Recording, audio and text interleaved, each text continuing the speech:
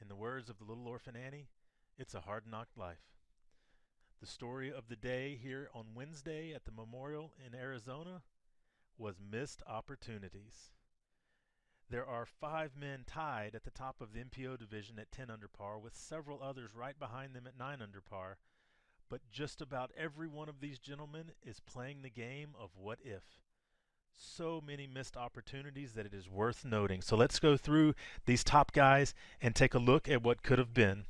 Johnny McRae, he was even through the first 5 holes with 2 OB strokes. After that, he got 10 out of the next 12 holes as a birdie, and he was perfect inside the circle for the day. However, with those 2 OB strokes and that slow start, he had an easy 12 down that turned into a 10 down. Nico Locastro was the opposite. He started out smoking hot, 9 down through his first 11 holes. After that, he had 3 missed circle 1 putts and an OB stroke. Nico as well had an easy 12 down and ended up at 10. KJ Nybo, he had 8 tester putts on the round. Now, he made 7 of them. However, that pressure that constantly builds from always having that tester putt and never getting inside the super close range to be able to just tap in your putts for birdie, it starts to build and it starts to build. He's glad that he hit them, but he would have much rather have been parked and not have to deal with that pressure on each tee box. Ricky Wysocki, he birdied 7 out of the front 9 holes, and one of the ones he missed was about a 20-foot birdie putt on hole 2. On the day, believe it or not, Ricky Wysocki, the best putter in the world, missed 3 putts in the 20 to 25-foot range. He had an easy 13 down and settled with a 10 down. Teemu Nisanen from across the pond was 0 for 6 on circle 2 putts. He had fantastic driving. 9 out of his 11 birdies were 16 feet or less for his birdie putt. But he couldn't get it going with the putter from the slightly longer distance. Eagle McMahon, he was even through the front 9 holes, and he shot a 9 down. So what does that mean? Ladies and gentlemen, that means that he birdied the back 9. Have you ever been able to say that? I don't think I have. If Eagle could have teamed up with either Nico or Ricky and taken their 7 under on the front 9 combined with his perfect back 9, you would have had a 16 under par, incredible round. However, that would have still been 1 short of Paul McBeth's singles round in 2013. Paul McBeth, he was 1 under through the first 10 holes, with a total of 4 missed circle 1 putts on the round. However, he hit 7 out of the last 8 holes to come in at 8 under par and still be in contention. All of these men, I'm sure tonight, are thinking about what could have been. Matter of fact, I saw several of them after the round at the putting practice basket trying to work out the kinks. As we're heading over to Vista del Camino tomorrow, it's a slightly longer course, And so it should give these guys opportunity to open up a little bit with not as much OB as there is out at Fountain Hills. The weather should be a bit warmer. It should be very little wind to deal with, and so we'll see if these guys can rebound from what could have been in round number 1. The story isn't too much different on the FPO side either. You have the names at the top that you would expect. Paige, Sarah, and Katrina all tied at 2 under par. Right behind that group is Jennifer Allen and Jessica Weiss. All of the names that you would expect. However, for Paige and Katrina, again, it is the story of missed opportunities. Katrina had 5 missed Circle 1 putts. Paige, not to be outdone, had 7 missed Circle 1 putts, many of them catching lots of chains on the left side and heading out. These ladies, I'm sure, were pushing the men off of the practice basket after the round so that they could get those kinks worked out. These sorts of courses set up for both the men and the women that there are going to be lots of opportunities to be close to the basket after your drive. Who will be able to shake off yesterday and cash in today? Let's go find out.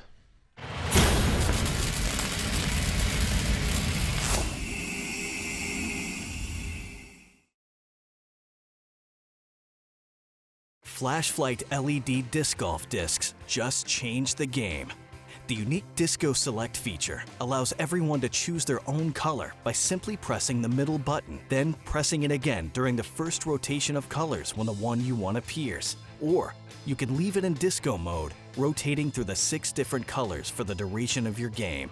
Designed by serious professionals, crafted from Night Eye's unrivaled sure grip material, and featuring Night Eye's patented fiber optics array, these discs strike the perfect balance of durability, stability, performance, and just plain awesomeness.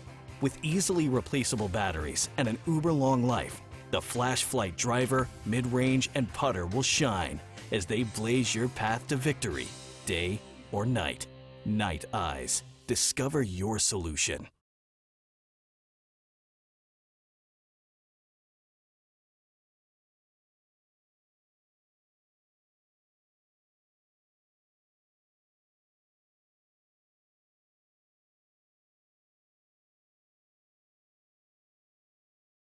Would you tell us how did you come to disc golf? So you were studying other things, you had other passions in your life, and yet here you are on the Disc Golf Pro Tour. How did that come to be?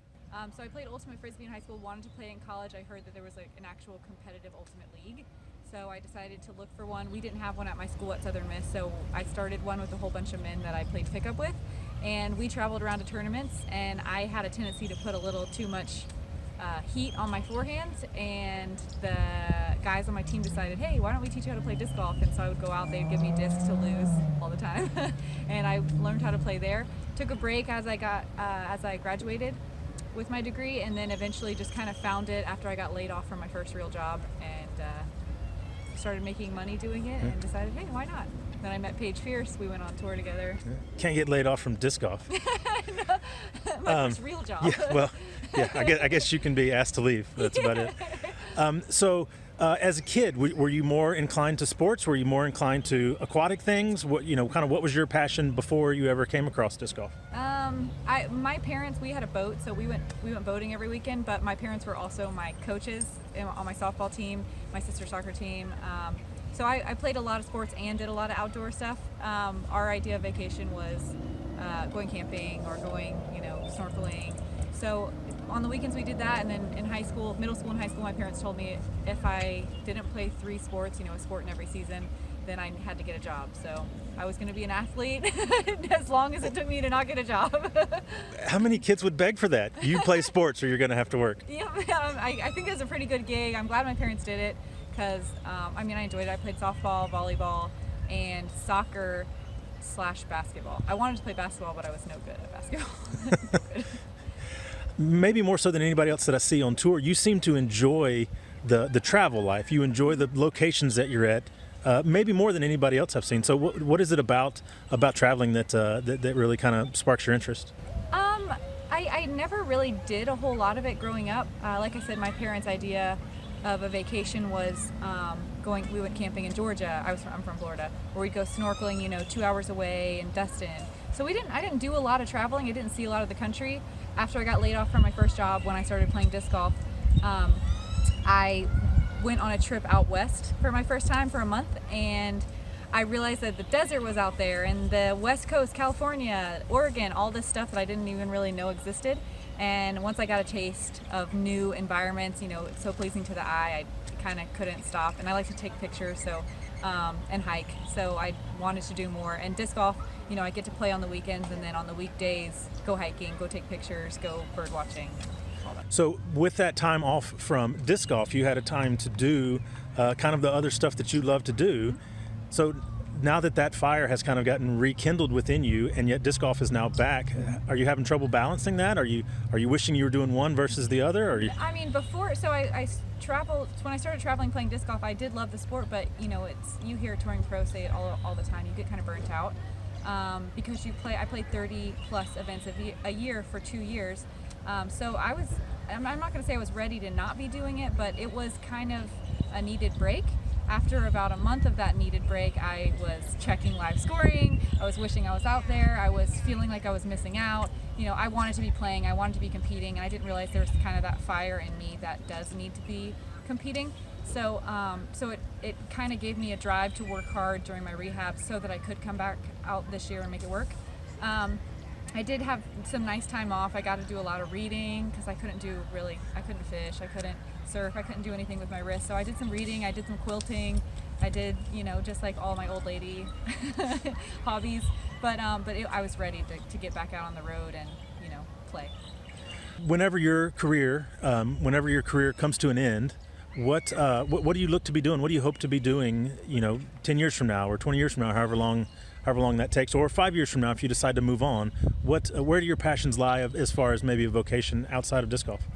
So while I was rehabbing, it was one of those injuries, my doctor called it an enigma, which was, great.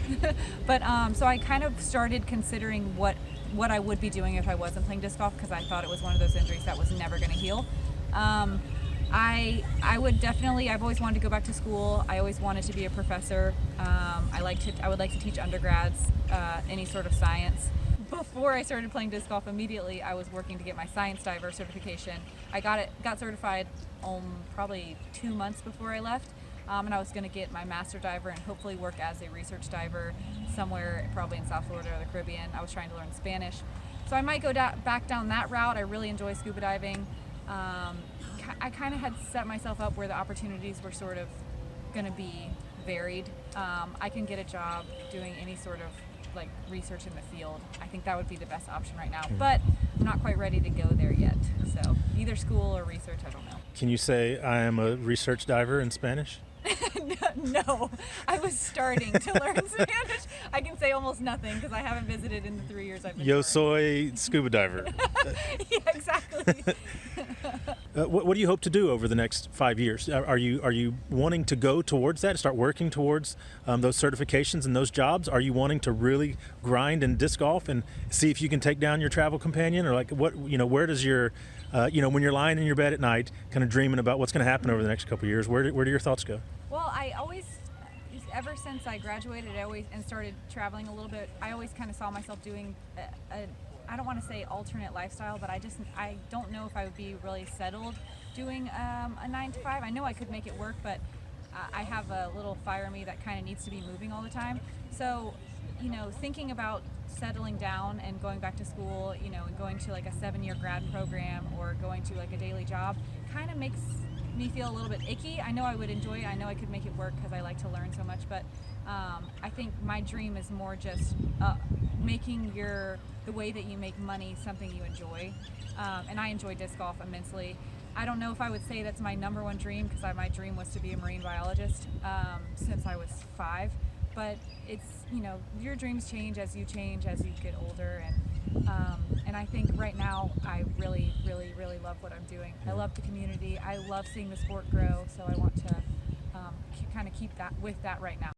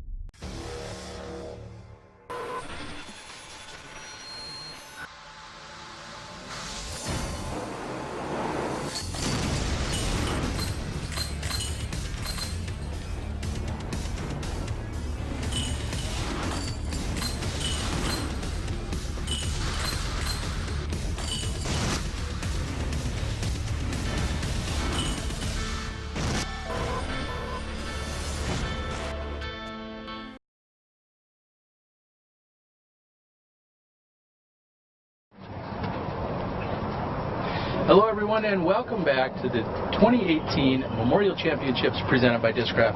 I'm your host Terry Miller, the Disc Golf Guy, and I'm joined by Steve Dodge, our Disc Golf Pro Tour Director. Steve, day 2, we're here at Vista, plus a really tight field. That's why we're here. This is amazing golf. 5 guys at -10, 19 guys within 2 strokes. I genuinely don't know who to put up on the scoreboard. There's going to be some movement today. It's going to be very fun to watch. Whoever's going to be working that board is going to have a lot of work to do going back and forth. We're excited to bring you more women's coverage. Of course, the FPO lead card from this morning, we had a foursome there. That will get spliced in throughout this entire round, and we're looking for some fireworks at the halfway point at the end of the day. Absolutely. Some women made some moves, and I expect somebody from that second and third card to make some serious charges. And this lead card is going to get all kinds of mixed up. All right, we're looking at Johnny McRae, Nico LaCastro, KJ Naibo, and Ricky Wysocki on the lead card. I think they're ready to go.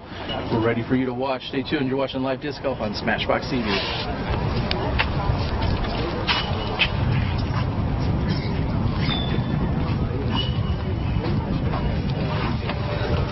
Bro, you ever catch any marbles? Is that 2 minutes? KJ Naibo asking if that's in fact a 2-minute warning. As we open up the show and excited to go here. Thank you. Ready to go.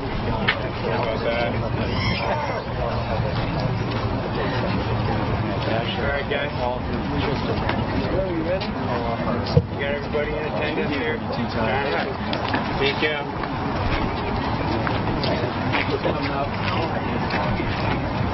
Right there. Beautiful time. Warmer than we had out yesterday. See how the wind plays. Alright guys, bring it in. Much Bring it in for disc golf. degrees at the moment. Yesterday, I don't know if it was resting 60, so quite a difference.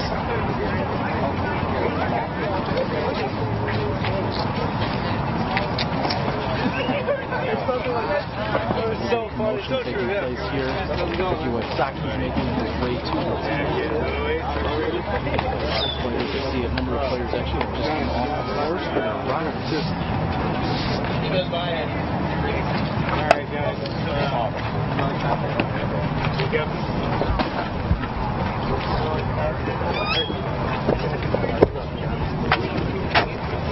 As always. The one thing I was going over, I was really focused on a lot of questions because the water's too low. Water line down. And with a little feedback, hopefully that should be a good audio adjustment for everyone. Looks like our group is getting a few of the final rules and details before the round gets started.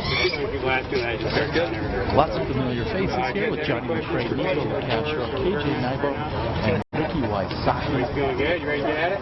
Yeah. All right. Let's do it. Yeah. I know.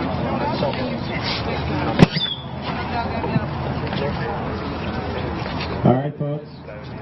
This is our lead card of the Open Men's Division.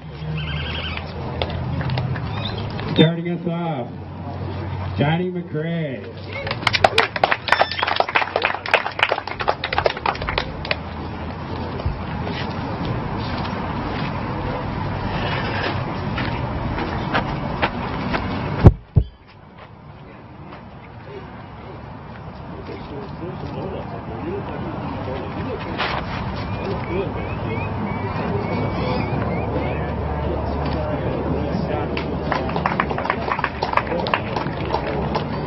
Next up on the team, Nico LaCastro.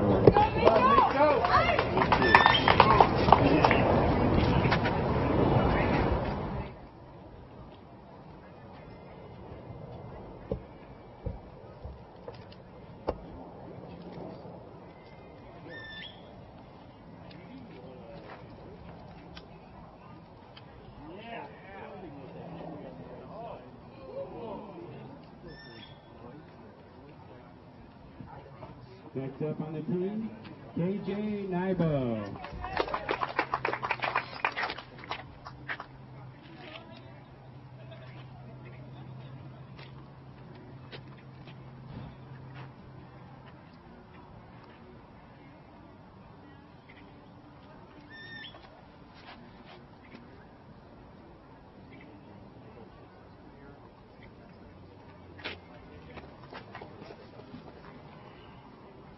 Next up on the tee, Ricky Wysocki.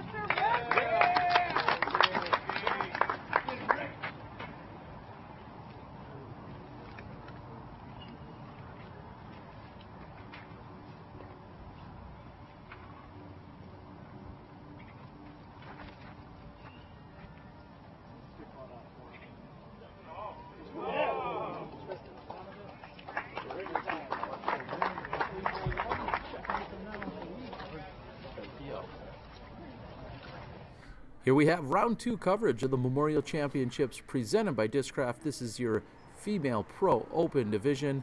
Your lead card sitting at 2 under par. Paige Pierce starts the day off straight and up the middle, a little bit short, making the triple mandatory. You must navigate both through the uprights and stay below the hanging flags. Holcomb's happy. She said she made the Mando. She asked if it was good, and Sarah, I'll say, well, it depends on what you were trying to do. Straight up the middle for Katrina Allen, but low. She'll have a long look from there. That tree's going to be protecting her, though. That's looking like a layup. Jennifer Allen finds the same tree. Sarah claims that's hers. Allen finds it just the same. Holcomb from the hillside on the right, near Duke Sports Bar and Grill, gracious sponsor and supporter, and Holcomb's going to open the day with a bogey on 1 and fall back.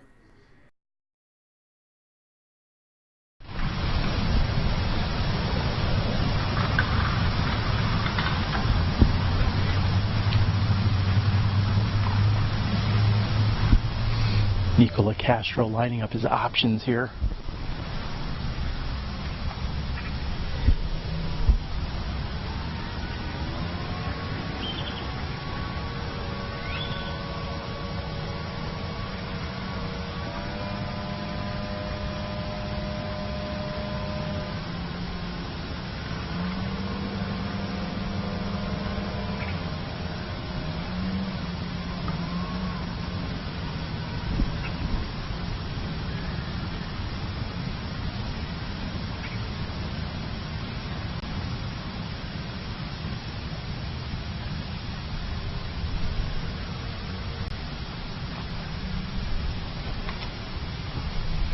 And regardless if he went left or right, either way, Nico had to concern himself with some low-hanging branches there.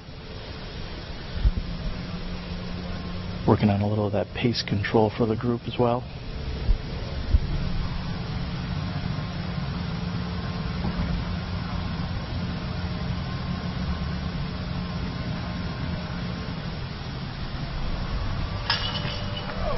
And a great straddle putt by KJ Nybo, essentially just trying to ignore the branches that were hanging in front of him.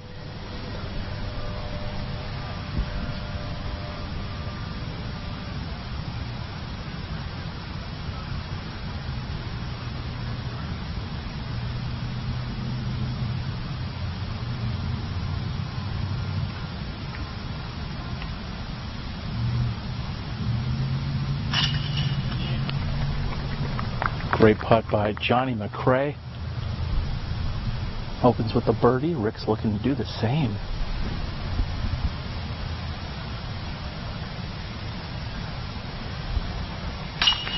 And Ricky takes the birdie. We see off camera Johnny McRae and KJ Nybo, a little fist bump.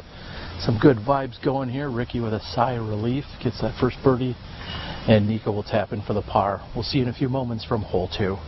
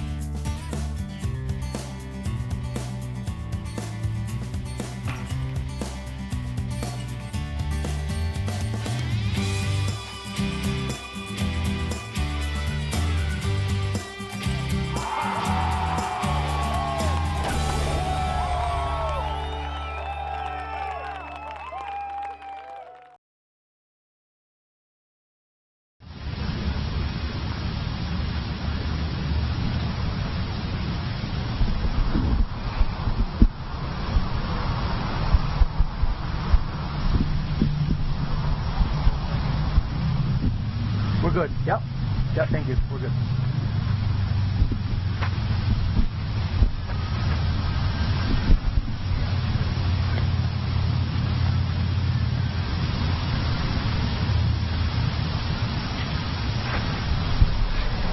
Johnny McRae graciously confirming that we're good to go on the live feed as he's up and to the right. He'll have a downhill putt. Hopefully he's past that tree.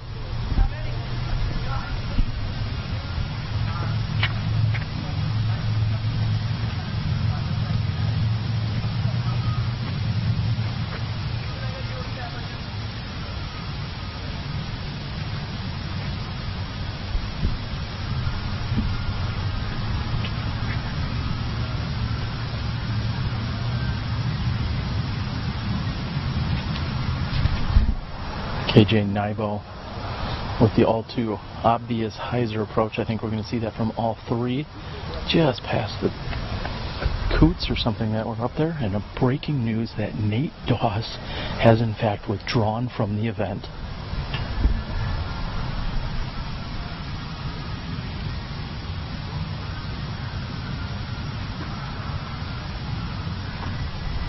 Wysocki not playing out and wide.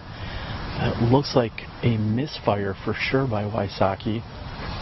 Nate had told me a few days ago that he wasn't sure where his shoulder was at yesterday. He kind of talked about it after his round.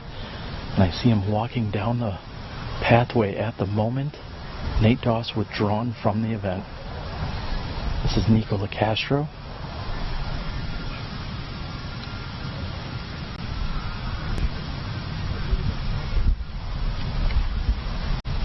Nico's hanging out far too wide. We'll see if that can filter through. He's going to get a skip, maybe even another skip. And he'll be looking at a putt. We'll catch up with Nate in a little while, and we'll see you after the women on hole 2.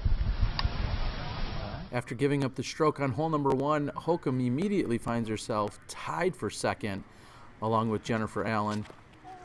We'll go over to hole number 2, which is reachable by all of the women. Paige Pierce hangs it out wide and high. She'll have a downhill putt from there.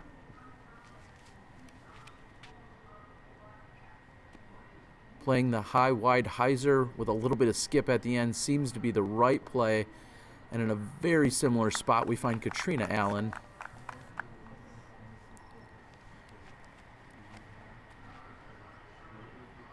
Jennifer Allen, no stranger to big distance. Puts it up there and parks it right next to the basket. She's going to like that one. Holcomb was off to the right. Meanwhile, Katrina has a look from one knee, as does Pierce, but both just off their mark. Jennifer Allen cards the birdie. She's on the board here in round 2.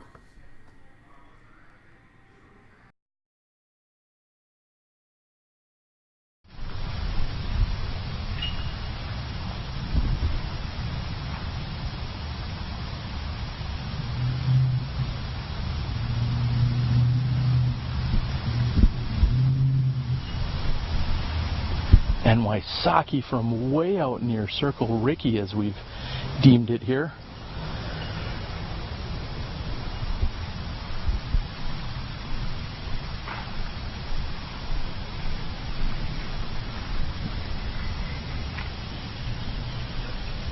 The other 3 competitors have good looks at birdie. There is little to no wind to speak of here at the moment. Johnny McRae's going to be up to putt next. He's about 5 feet behind the 33-foot Circle 1.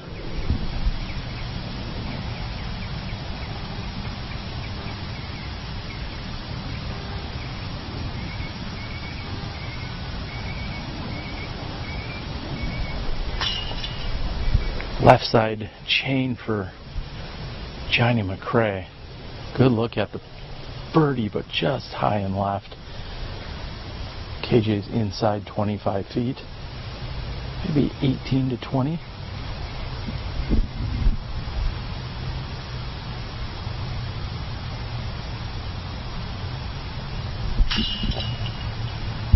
And that's high left chain for KJ as well.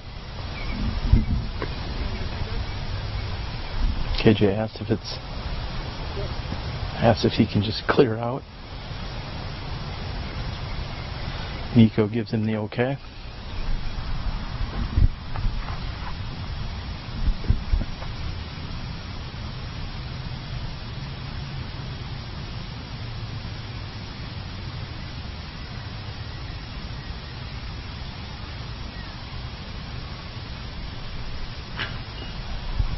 And an early mistake here by McCray, and it's going to cost him at least a stroke. That hits off the front of the basket and rolls almost all the way back to him.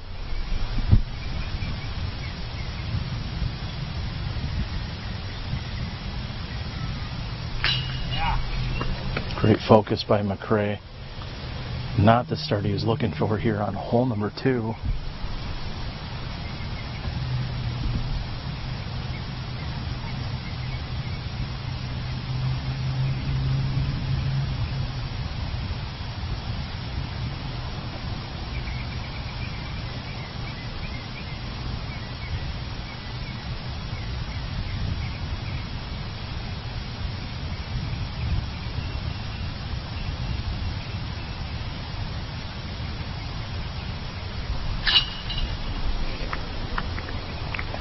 Nico with the lone birdie. So after not picking one up on the first hole, Nico's the sole player to birdie on hole number 2. We'll be back with you after a short walk from hole 3.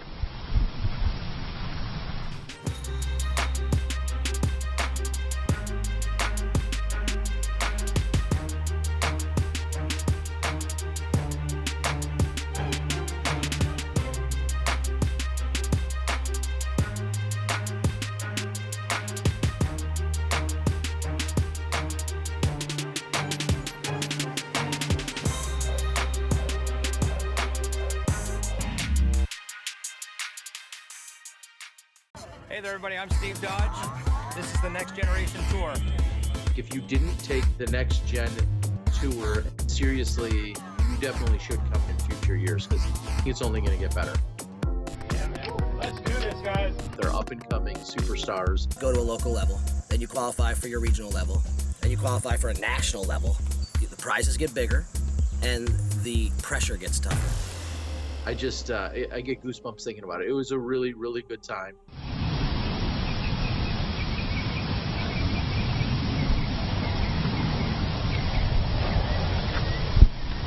Welcome back as Nico is teeing off here on hole number 3. Oh, and it looks like it flashes just in front of the basket. If you haven't noticed, hole 2 and 3 play virtually the exact same. A mid-level hyzer that comes in with a decent angle for a skip is usually the play here.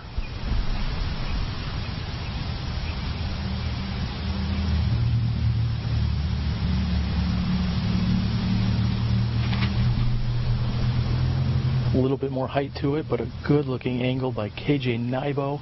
That's got to check up when it hits, but it doesn't, it skips. That's exactly why you're going to want to play this a little further to the right. Now Wysocki's going to put the opposite spin on it with a forehand.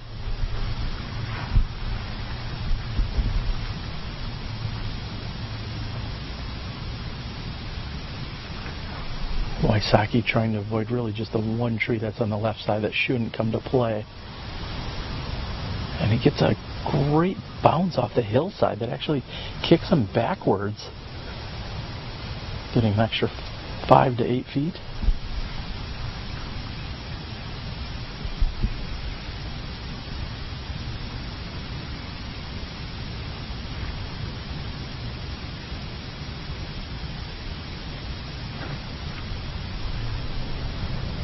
McCray hangs it to the right. That's got the good angle and somehow still finds one of the final trees. Let's see how the women did earlier right here on 3. Jennifer Allen cards the first birdie from the women's round here in round number 2. Moving over to hole 3 when she's got the honors. We're going to play the power hyzer out and around. What? Instead, she puts it right through. That is OB, but not for Jennifer Allen. She's skipping right through the rails. Paige Pierce says, I'm going to go a little more conventional. Hangs it out wide to the right, playing the skip. A little bit of downward slope and circles around the pin. That should be a easy drop in for Pierce. Katrina opts for the right side of the fairway. It doesn't quite have the angle to bring it toward the pin. Meanwhile, Holcomb, nice turn up flex shot. Comes up just a bit short. She's going to be at circle's edge looking at a birdie. She's trying to erase that bogey from one and thinks she's got it. But she doesn't, just a bit high. And Allen can't follow up her birdie from hole 2. Meanwhile, Paige Pierce drops in for the easy birdie. Pierce and Allen both have their first birdies of the round.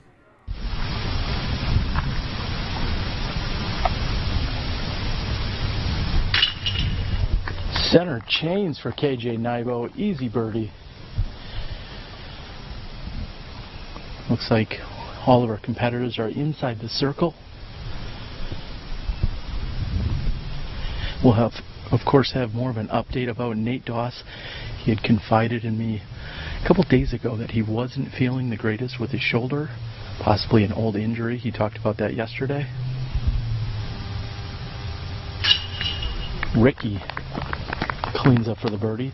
So Nate Doss was trying to push through. We saw that he had a pretty solid round yesterday. However, coming up short on a few holes and his shoulder just in too much pain to continue.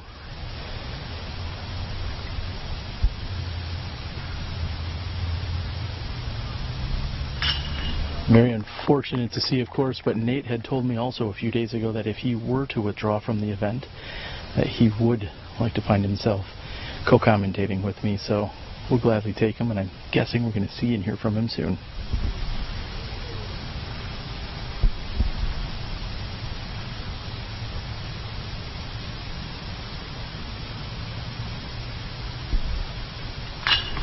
Meanwhile, Nico completes the star frame. That's 4 birdies here on hole number 3. We'll be back in a moment.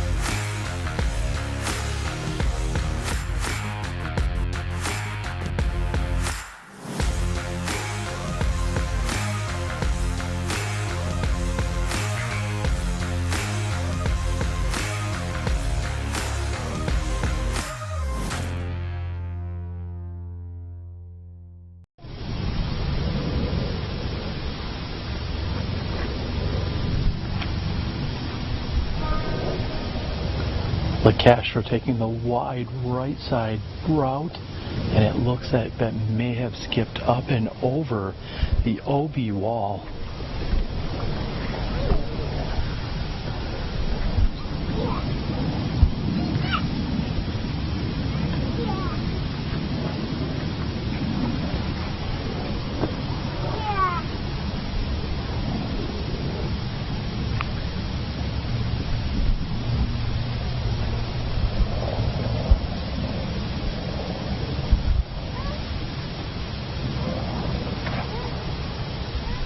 KJ Nybo taking it higher. He's going to play this one mostly in the air. Yeah. Gets caught up by the tree on the right side.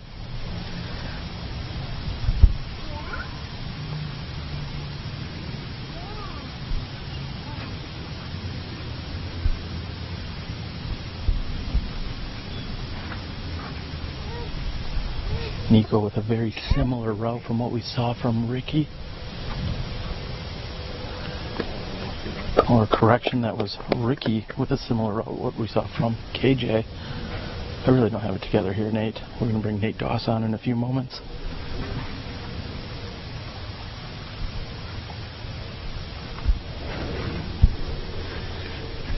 And Johnny McCray going to play it wide. He's going to stay clear of the tree. Let's see if it stays in bounds. And it sticks. We'll catch up with Nate on the green here on hole 4. Pierce has now picked up the outright lead at the tournament, sitting at 3 under par. Both the Allens at 2 under par, just a stroke behind hole 4. Again, going to be able to play a power hyzer. We've got a OB wall behind it.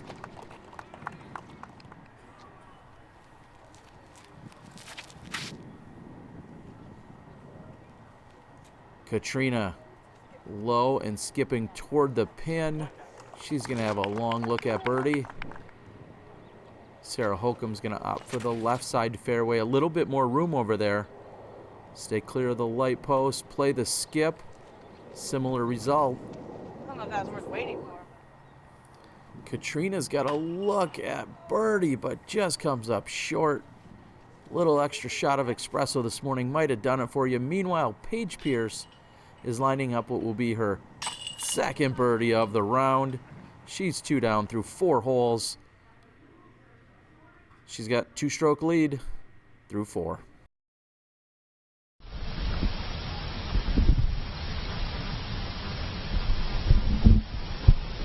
KJ Nybo has just approached from one knee as Nico's walking towards his OB shot that I believe jumped up and over the grip 6 wall.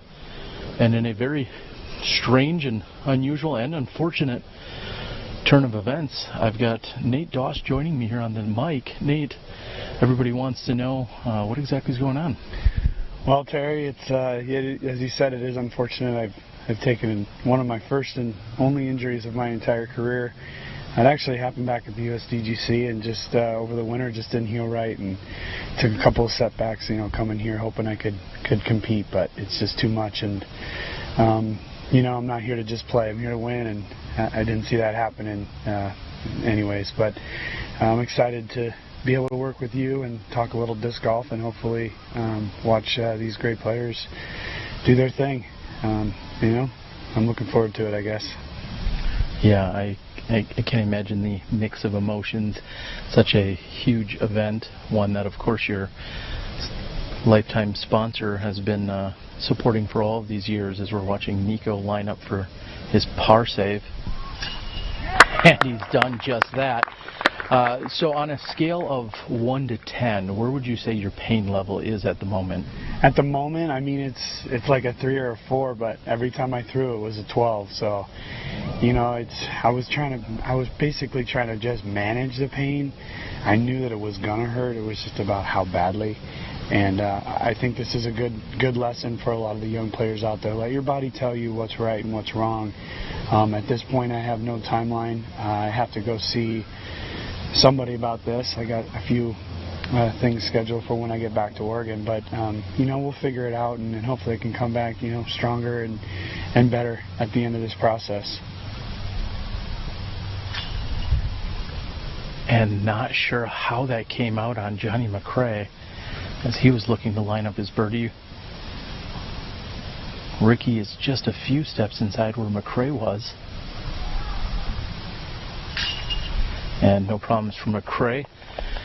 Well, we'll continue to talk and move throughout this round. At what hole did you officially call it as these guys are tapping out? Yeah, I was on the 6th tee. I knew in warm-ups this morning that today was going to be rough. And while I was able to get through Fountain yesterday, Fountain's just a different course, different feel. And so hole 6. All right. Well, we're going to move over to the tee of 5, and we'll be back in a few moments.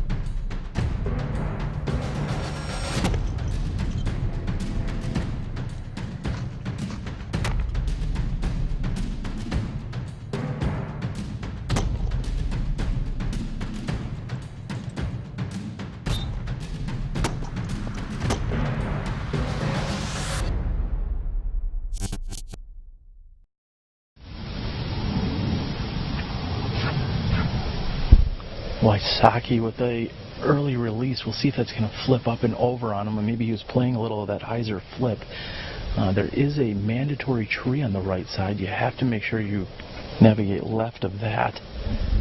Nico's checking the wind with his feet.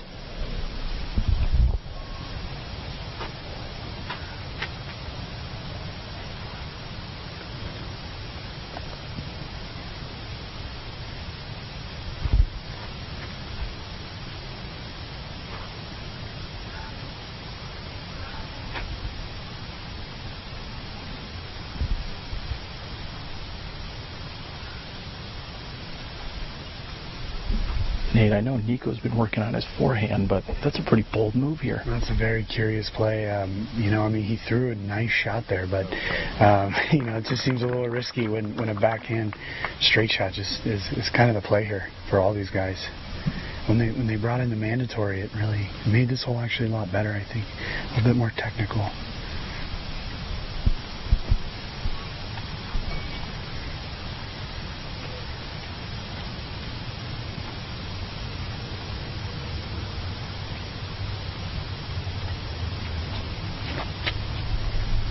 KJ's going right up the middle. It flips up and turns over. It somehow manages to get right through that tree, but he's not going to have too good of an angle from that right side.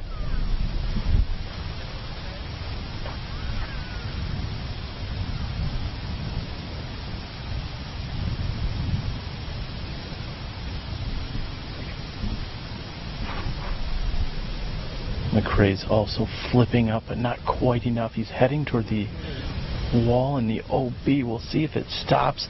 381 feet, or 340 feet. We'll be back in a moment.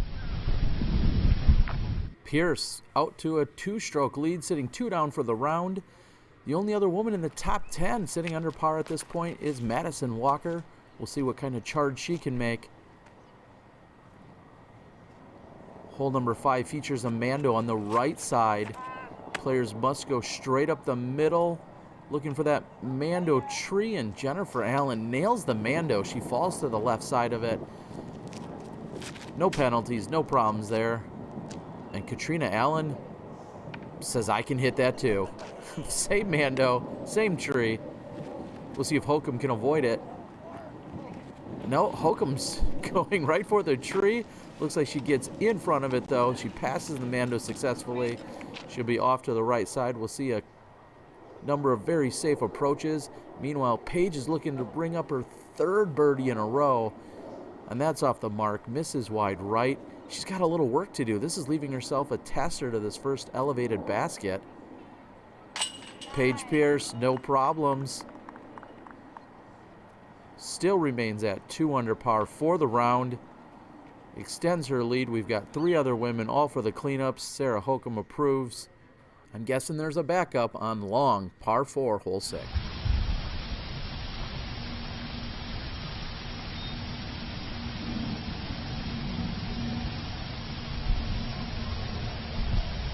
Nate, as we moved down the fairway, you said that it was a little peculiar.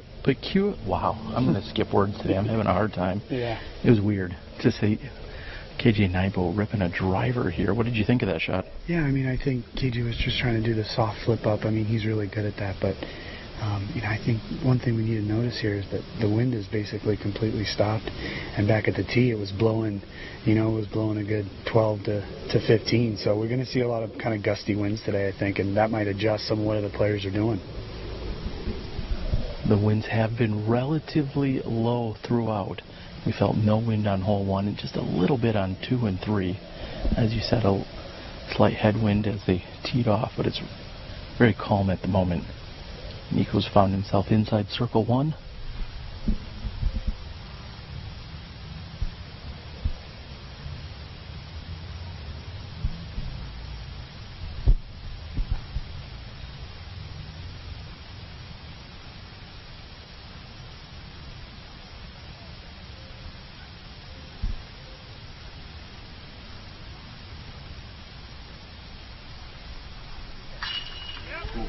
And Nico's putting stroke has been on. This is an elevated basket, but do you really think about it that much here on hole number 5, Nate? Not on this hole. I mean, it's flat completely around it, so it's just sort of a kind of gun at it and just be confident. You know, I think that's exactly what Nico was thinking. I think that's what Ricky was seeing or is thinking right now.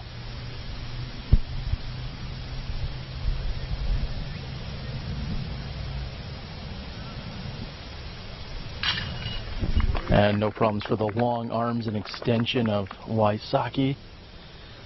One rule that I've said throughout the years, I don't think it's ever been to my advantage to be short in disc golf, and I think Ricky proves the long extension helps. Definitely, absolutely.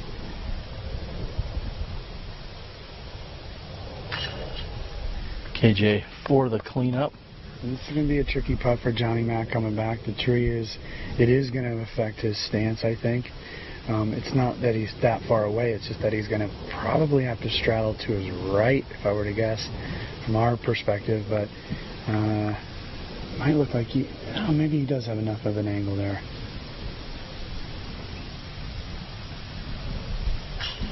And McRae off to a slow start. We're moving on to the first par 4. We'll be back in a moment.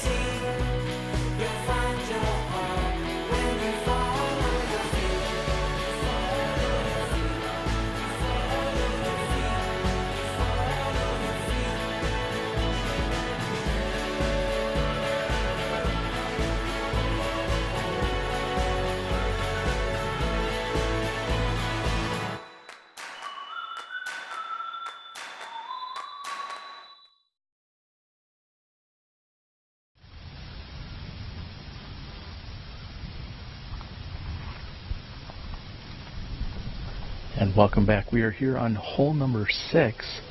Looks like Ricky Wysocki's thinking about setting a distance record. What is he waiting on here, Nate? Yeah, I don't know. I think he's just kind of feeling out the wind maybe. He's lining up the big turnover, you know, but just through the first 5 holes there, we saw Ricky kind of do what he needed to do, get 4 of the 5, and Johnny with only 1 is, you know, that's going to make the rest of this round a little bit difficult. But really, this is where Vista del Camino course really starts. Hole 6 is the beginning of the par 4s and really the meat of this course. So we'll see how these guys handle it. I think it's possible that Ricky is actually waiting for the group on 13's fairway. 14. He might be throwing a roller here. So I'm guessing that's what this is. Yeah, he just doesn't want any possible obstruction out there. If he is going to put down a roller, to have it carry into hole 14's fairway, he wants to make sure that everyone's out of the way in case it needs to roll back inbounds here on hole number 6. As we're looking at our leaderboard, Wysocki sitting at 14 under, LeCastro at 13, KJ at 12, and McRae at 11. And really, what a difference just 24 hours has made. Yesterday, we were somewhat bundled up throughout most of that Fountain Hills round. And today, this is, what would you say, a little more Scottsdale-like? Yeah, definitely. This is what you come to expect when you're playing the Memorial Championship. 70 degrees, light breeze, and just abundant sunshine. So it's great for these players, great for the fans. It's good to be out here right now. And this is as picture perfect as it gets in disc golf weather terms. And really, throughout the year, I think the Memorial usually has some of the best weather. So it'll be nice to see that this isn't a factor for the players, and they can just be aggressive. And we're going to see, I think, a lot of good shots, a lot of birdies.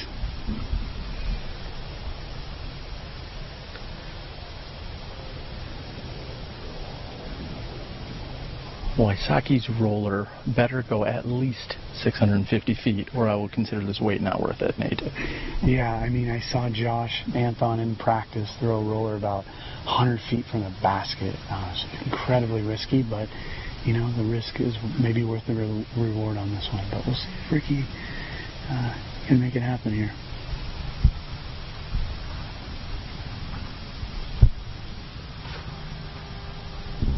Ricky has every skill set in his bag, but we don't see too many rollers from him, having that forehand backhand combo that he's so proficient at.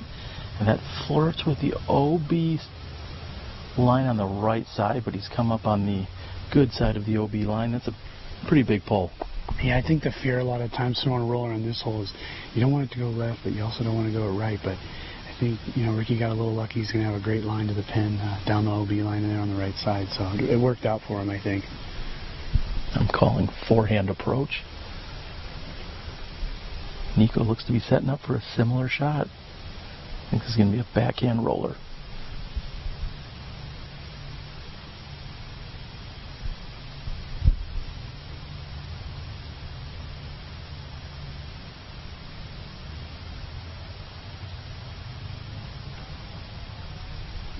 And that looks like a really good angle, Nate. We'll see how far he gets.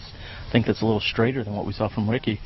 Yeah, we're seeing it. The thing you got to remember here is this grass is really sticky, and all based on the angle, he's going to be way out of bounds there. Based on the angle, it just Ricky's just, I think, was actually rolling a little faster, which actually turned it up quicker. So Nico's was slowing down and just straightened up. But this grass is grippy. I think it's risky to throw rollers here.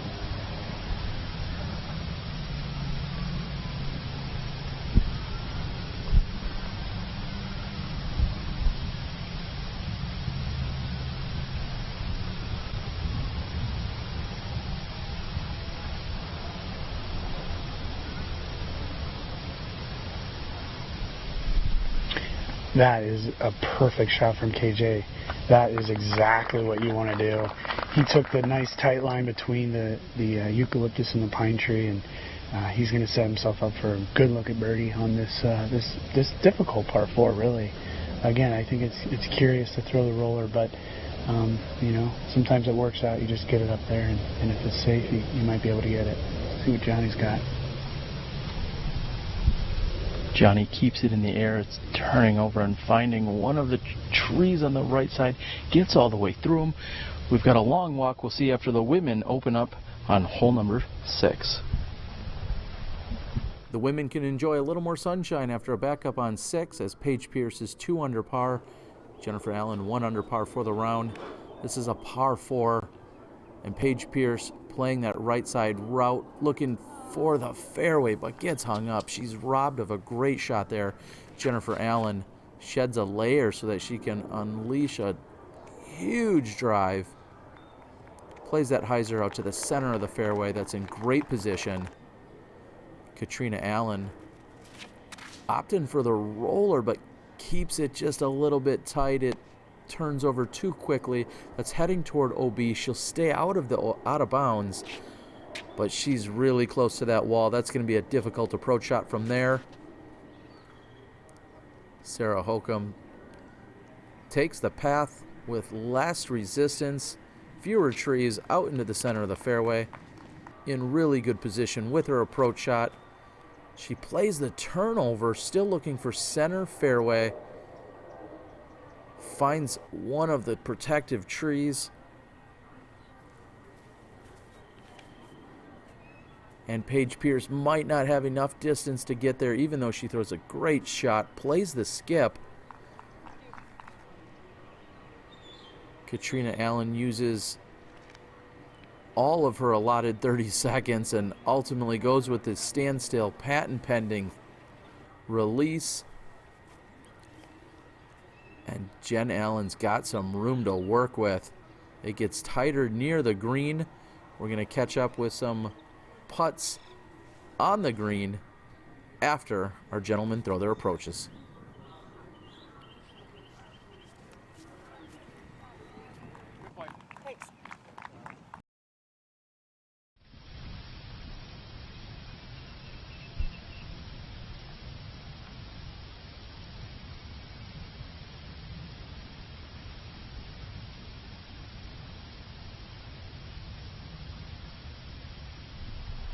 McRae to approach first. He's going with a low line, guessing that's going to get a little skip flare at the end. Nate, how far out are we looking on that approach there by McRae? It looked like he came in just in front of the pine tree. The pine tree is actually at the circle's edge, and it looked like he skipped a little forward, so I wouldn't be surprised if he's going to be right near that circle 1 edge, somewhere in there. But that wall on the left is actually kind of nice for the players. It's a good little barrier. So Johnny went right up towards that, but I think he's going to have a nice opportunity to make a really good birdie from that far back, I think. And of course, we'd like to thank blackinkdisc.com for your support here on the Disc Golf Pro Tour. Nico Lecasher will be throwing second. Well, how far away from the pin are we, Nate? Maybe a little over 300? No, we're definitely over 300, I would say. Where we are right now, probably around 320, 330. They're all throwing drivers, trying to play the skip. And, yeah, this is a shot that he should make, but the OB line makes it a little bit more scary. We heard a little bit of a grunt there by Nico, and that's not going to fight back toward the inbounds. You mentioned it a moment ago, Nate. Nico is going to get what I believe is no forward progress. I don't think he ever came back inbounds after releasing that.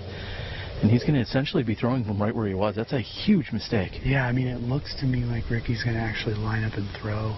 So they may actually give him maybe 2 or 3 flags worth of distance up the thing. But I got to tell you, I've seen that happen so many times over the years on this hole. That OB somehow just becomes a factor.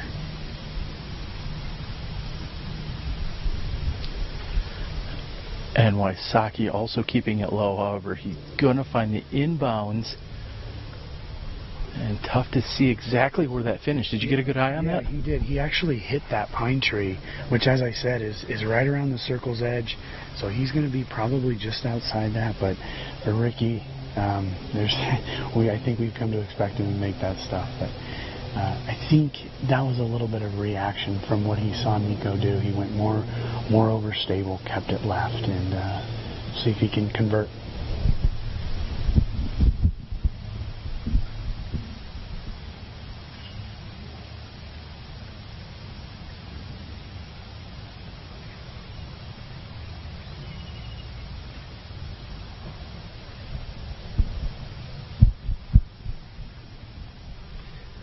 KJ goes high and wide, trying to take everything out of play. That's going to be a little bit short. Yeah, he's short as well. And that's one thing these players need to realize is that pine tree is not parked. But I think, again, watching Nico do what he did, I believe that probably affected their play as well. I mean, it seems to. And Nico right now having a conversation with Wysocki as to exactly where he was last inbounds. After Nico throws his next shot, we'll be able to cut back to the women as they completed hole number 6, and we'll be moving down the fairway. After hole number 6, we have a lengthy walk to the tee of 7 to go to the middle third of the course. We're glad you're here watching live disc golf, the 2018 Memorial Championships presented by Discraft. Terry Miller along with an injured and withdrawn Nate Doss, unfortunately. And we're watching Nico as he's about to throw his 3rd shot, plus he'll be adding the penalty. Yeah, so he's lying 4 at the moment, throwing his 5th throw. Again, lining up, I think in a normal circumstance, he would just throw a nice easy height to the pin, but line up the sidearm, avoid that OB. And yeah, this is just a reaction of what he just did, basically.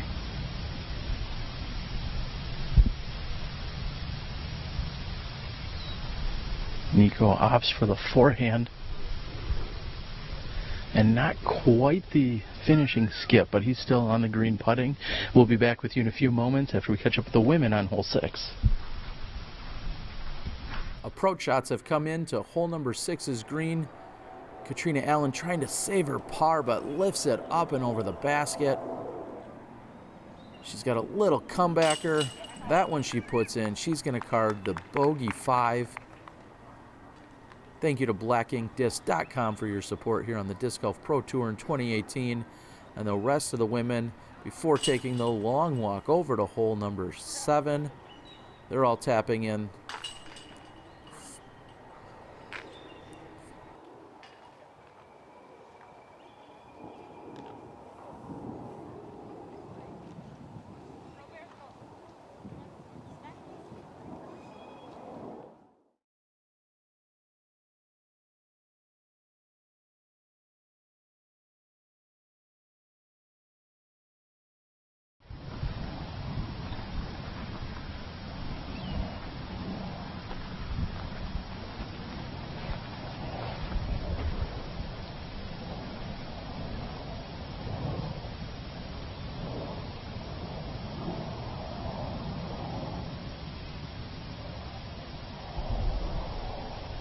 Wow, and KJ with the right height, just a little too strong on the right side.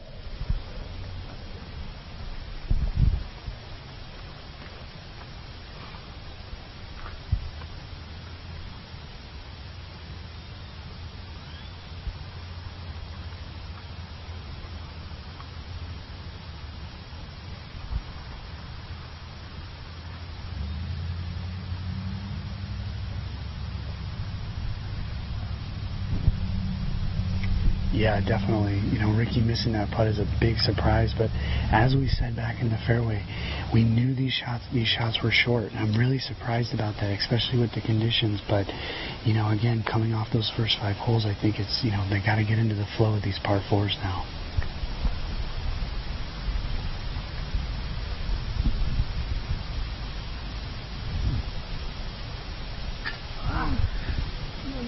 Strong side, a little up top for Johnny McRae. Gave it a good bid, plenty of power. McRae having a conversation with himself. Want to make sure that he's got his form dialed in. And this is Nico trying to minimize the damage here. Yeah, this is a putt for a double bogey. You know, Nico's going to be very deliberate here. He really wants to make this putt, but this is tough for him. I think it's a lot of his closest competitors are birdieing this hole, if not parring, at the very minimum.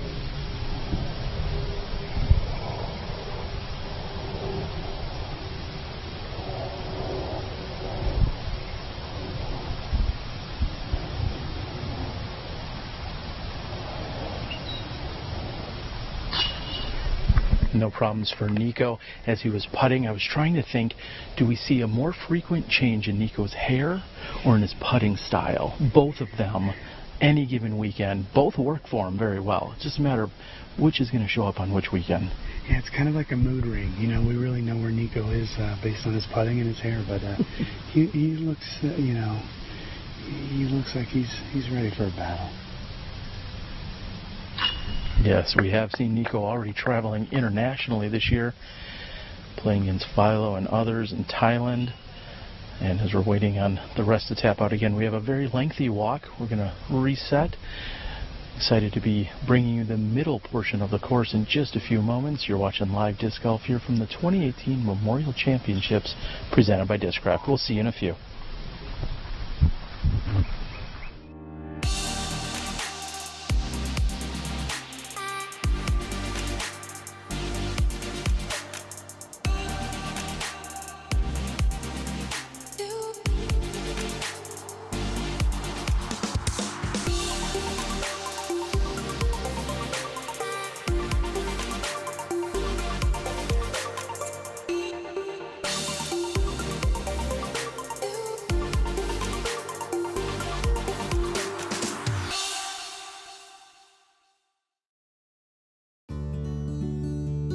Tempercraft USA.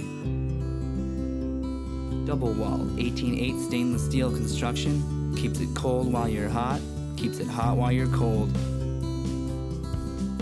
Get your customized growlers, tumblers, and sports bottles. With a lifetime warranty and 1% back to the planet.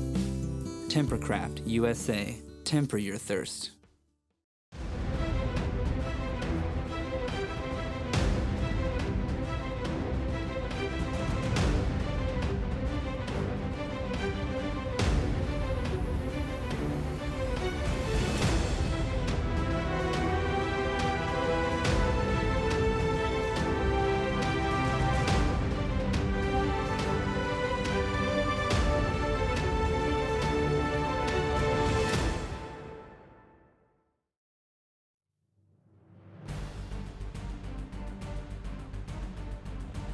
Hey everybody, we are at the 2018 Memorial, and yesterday we did our podcast, and a couple people pointed out two things to me. Number one, the quality was horrible, and number two, not a lot of people know we have a podcast. So I decided I'd take a couple of minutes, try to do a quick rerun of the podcast so everybody knows what we chatted about, and let everybody know that Pro Tour Talk with Steve Dodge is now a podcast that comes out once a week.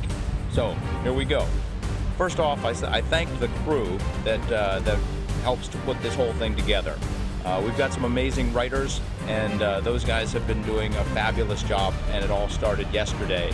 Well, actually we had some preview articles before that, but yesterday was the real first test. And the FPO division article was put up. Baker Helton wrote that. It was out less than an hour after the round completed. The MPO division article was just over an hour, and the overall recap for yesterday's events was up in less than an hour as well. So the writers have continued to step up and do a great job, and I thank all of the people that helped put all of the information together on a news channel. So if you go to dgpt.com/news, you will find all of these articles that come up very, very quickly. So the round will finish, go get some dinner, and then come back and read about what you just watched.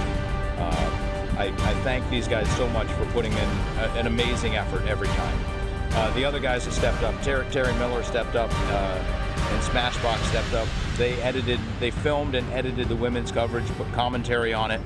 Terry's excited to continue to improve that product over the course of the season, but kudos to him for stepping up, giving me some more free time to do other stuff, and become more of a tour director as opposed to an editor. So kudos to Terry. Hats off. Another group that stepped up obviously was UDisc, and the players themselves. Yesterday we had 100% coverage with the live scoring in the UDisc app. That also gives us complete statistics of every single player that played. Fantastic job. I think this is the first event where we've ever had 100% coverage. Hopefully we can keep it up for days 2, 3, and 4. So that was the first. Oh, and I guess I need to call out Patrick Graziani as well. He's our new festival coordinator. He's stepped up and has helped put together the festival. Yesterday he helped us get the cards going, get all the UDisc phones set up, and put up all the water stations. He's out there doing water stations right now. You probably see him in the background on a bike. So huge shout out to Patrick for stepping up and making all of this work for us. So the second thing that we talked about, I had AJ Risley on the show, and he and I discussed the concept of tee times and what the best way to set those tee times is. There's basically, for day one we're talking about, there's basically 2 ways to go about it. Number one, you can just set them randomly, or number 2, you can set them up based on some criteria like PDGA rating, or Pro Tour tour points, or Pro Tour standings, or something along those lines that would bunch people based on their skill level. The question is, do we want absolute equality, or do we want fairness to the players that actually have a chance to win? There's advantages to both sides. As our sport grows and as the pro side of our game evolves, this is going to shift. We will change from where we are now into another system that is, well, it'll be interesting to see. That's the debate that we're actually bringing up. So the great thing about randomizing, what we do is we randomize this event. We randomized by quartiles. Welcome back. We are here on hole number 7. Terry Miller, the disc golf guy, along with Nate Doss. Ricky Wysocki has the tee. Hole 7 coming in just over 600 feet.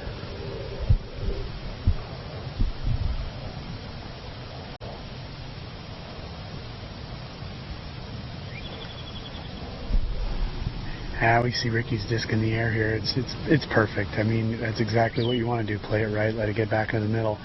From a player's perspective, this is an absolutely must-get birdie. This is one that if you par it, you're losing a stroke to the field, definitely. So we're going to look for a star frame here, but you still have to execute. It is tight, but must birdie.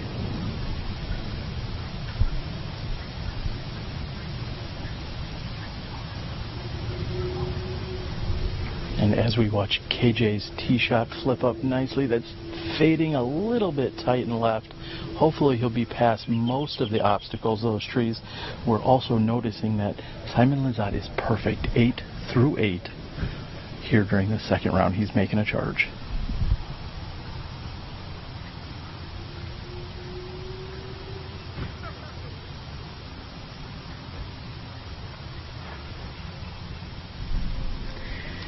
So what we're seeing here from the last two is, this is the common mistake here. Maybe not the mistake, but the easy miss is on the left side with the missing big tree a couple years ago that was cut down. It's a real nice, easy, straight shot from there. I think it's still gettable. Very easy for those last two drives.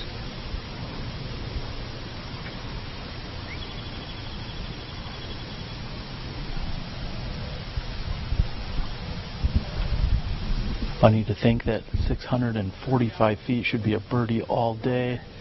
Nico needs that to finish left. He's flirting with the OB. Does it come back? I never saw it come back in bounds. We'll see after when we check in with the women here on hole number 7. Hole number 7 comes in at 645 feet after a long walk. Paige Pierce with a rip that goes straight up the center of the fairway. We'll see how much it fades on her. She's got lots of distance. She may even have a shortcut on that left side. Meanwhile, Jennifer Allen with the full extension, as always, rips back, plays to the right. She's going to play a little bit of ground skip. Center of fairway, that is prime position on this hole. Sarah Hokum with not quite as much power as the other 3 women on the card. She's going to make sure she's safe of the mandatory. Just getting over the OB sidewalk. That's going to be a difficult approach from that side for her.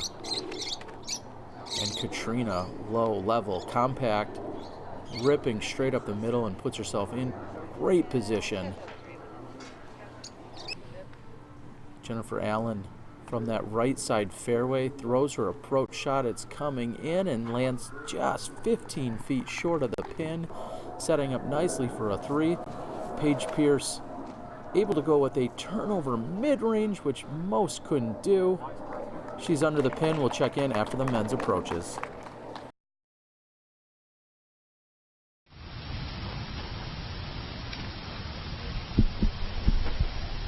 And welcome back. We've confirmed Nico, in fact, did land OB. In fact, in the water, the sidewalk is the OB line, so Nico's trying to get a consensus from the group as to where he was last in bounds.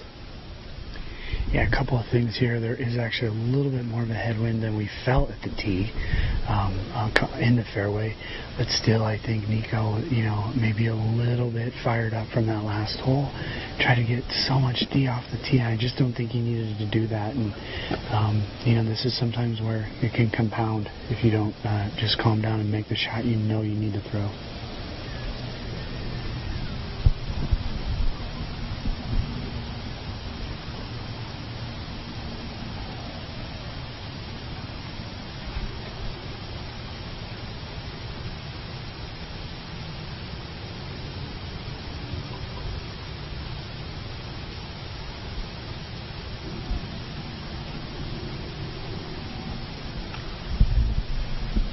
Nico's release is low. He's got to play for the skip, and he's gotten multiple skips. He's talking to himself as he's trying to push that one over with his hand. We'll see if everyone else is in good position. On the left side, there is this row of trees that you have to contend with. It's a matter of if you get past them, maybe if you're clear to the left or have some distance between you and them, but they're really the only obstacle out here on this hole. Yeah, definitely. I mean, both of these guys have gotten far enough left to where they're not going to be factors for their next shot, but it would be if they landed just to the right of this row going down the fairway, it would be an issue. But I think from this angle, these guys, they have basically a wide open view.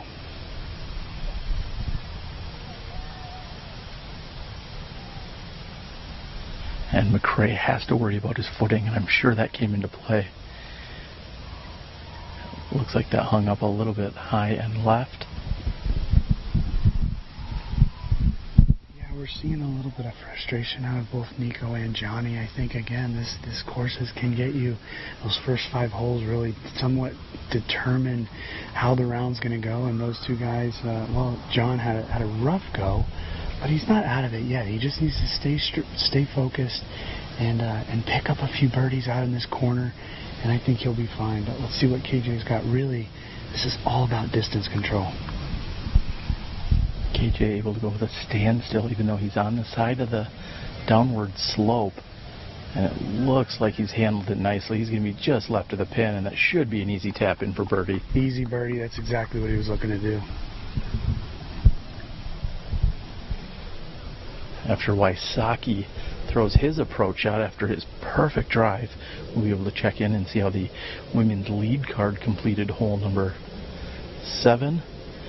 And Ricky so gingerly just able to walk up, give it a half toss right next to the pin. We'll see you in a few moments. After everyone's approach, we see Katrina Allen looking at a birdie from inside the circle, and it appears that she's held on to that. Her stroke seems to be just a bit off. Katrina's working through her motions, making sure that she's dialed in, and she's got a putt that's at least as long as her previous one, coming back at the elevated basket, and it flashes in front but doesn't draw any metal. Katrina's putting stroke on tilt at the moment. Again, looking just inside the circle, almost 30 feet, and no metal whatsoever. We'll see if she can complete it, and she finally is able to get off the hole. She wants to erase that one immediately. At the same time, Jen Allen's looking at a birdie from 15 feet. That's an easy 3. And Paige Pierce, plenty of distance. Another easy 3 and a birdie for Paige Pierce to further extend her lead.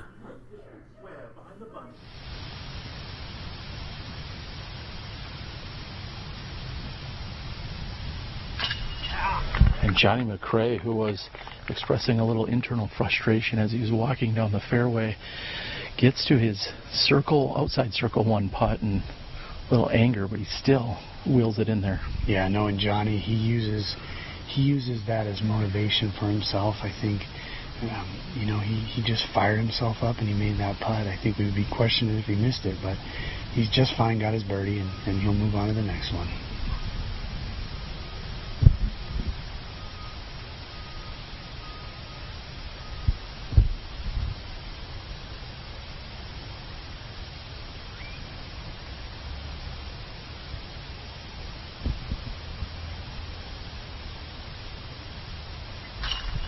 Nico completes hole 7, which is the second elevated pin of the round.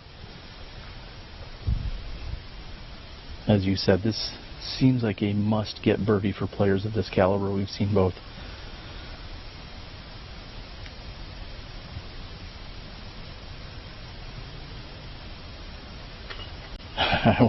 Sorry to not complete my thought there. It wasn't because I spaced out. I was being quiet here as KJ was putting out. KJ, Wysocki, along with Johnny McRae, all with the birdies. We'll see you guys on hole 8.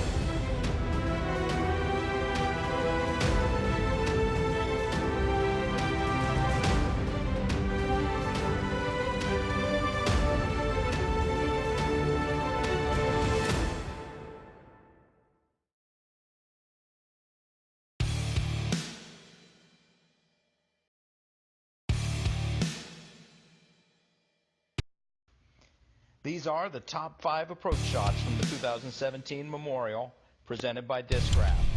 Number 5, Paul McBeth.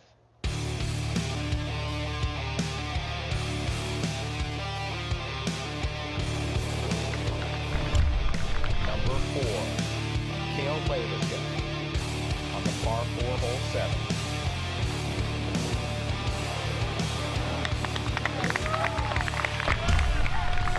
Number 3, Philo Rathway. 400-ish from here. Yeah, I think so. Hole 4. That's a good shot right there. Perfect shot. Number 2, Jessica Weiss on the par 4, hole 8. Oh, that was nasty. Well done. And our number 1 approach, Sarah Hopa, hole 6. Also four-handed. Overstay the man here. Cut. Oh, what? In the yeah. Sarah is.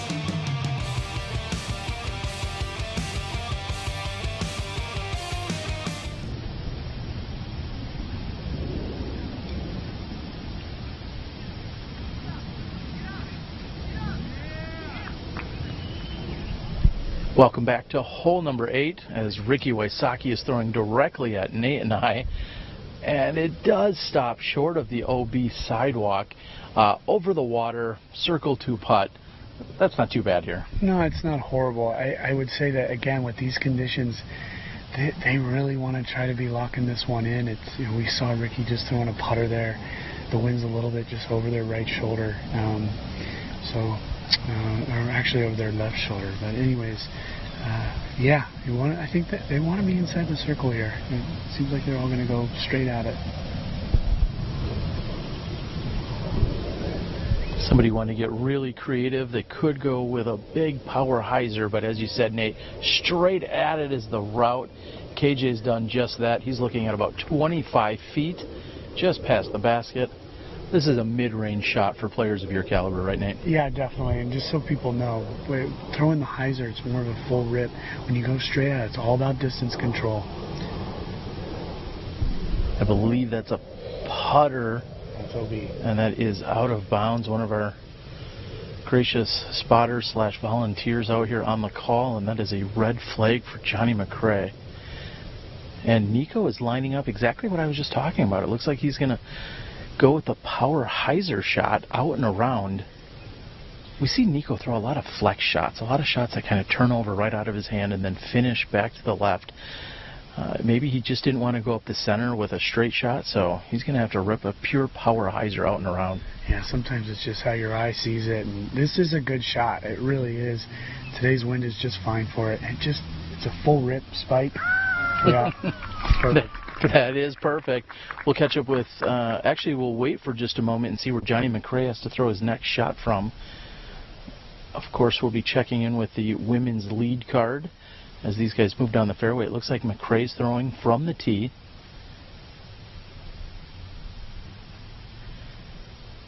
And that's got to get up a little bit. It's going to clear, but not by much, as McCray's thrown about the same distance outside the circle. He's looking at 45 feet. Let's see how the women did on hole 8.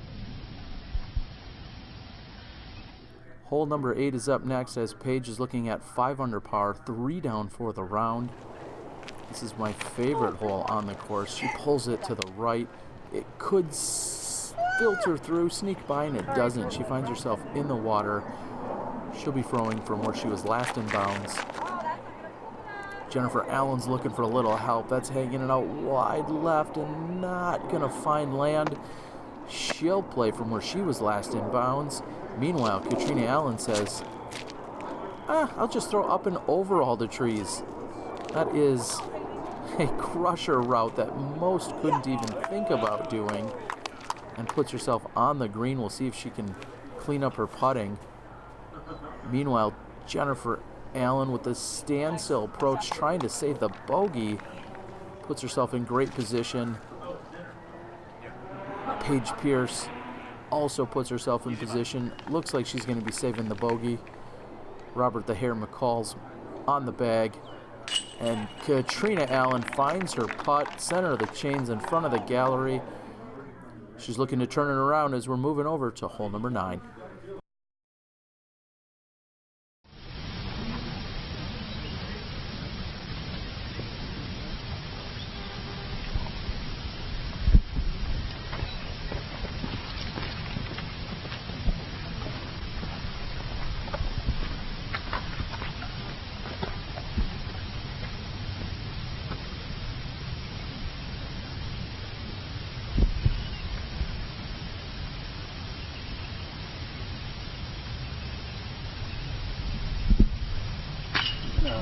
Oh, from 50 feet. Looks like Wysocki just needed another 1% of power there to get up and over the edge.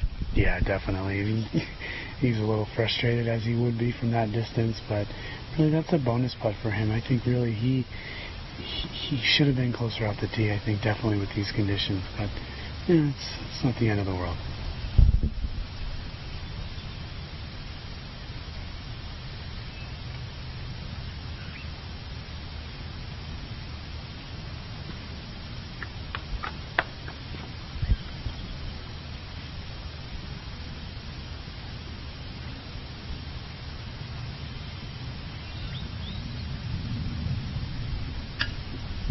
And Nate, we're part of a gallery here that's watching both holes 12 and hole number 8. KJ's up to putt next.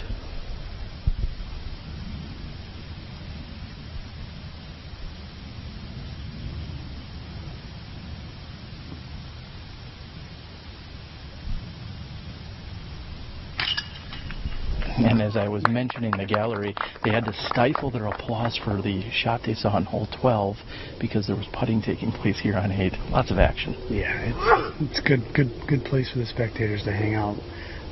2 very difficult holes to watch.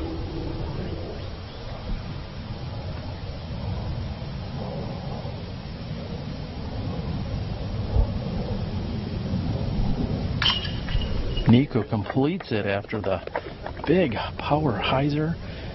Maybe even more exciting is I don't see a backup on hole 9, and that is a rarity out here on the course as we're going to watch Johnny McRae tap in.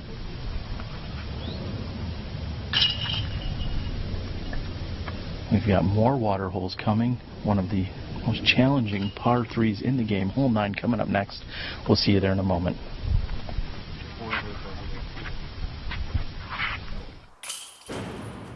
This is Dan, and this is Tyler. Dan and Tyler like disc, and they like beer, so they combine them in a rigorous scientific process. Disc Golf, a card game that challenges your disc skills, drinking ability, and your friendships. With 3 categories and over 50 individual cards, mix and match. Get rid of cards you don't like, or make your own rules. Disc Golf is truly American.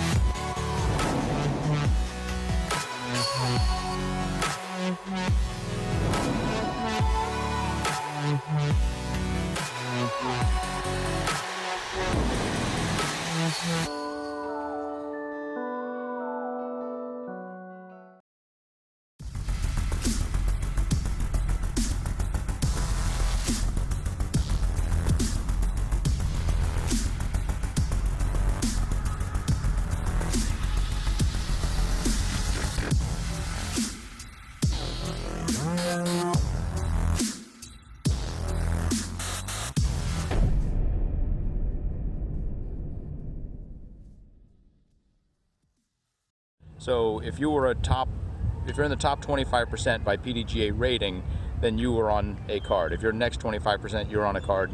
And so each card had somebody from each quartile.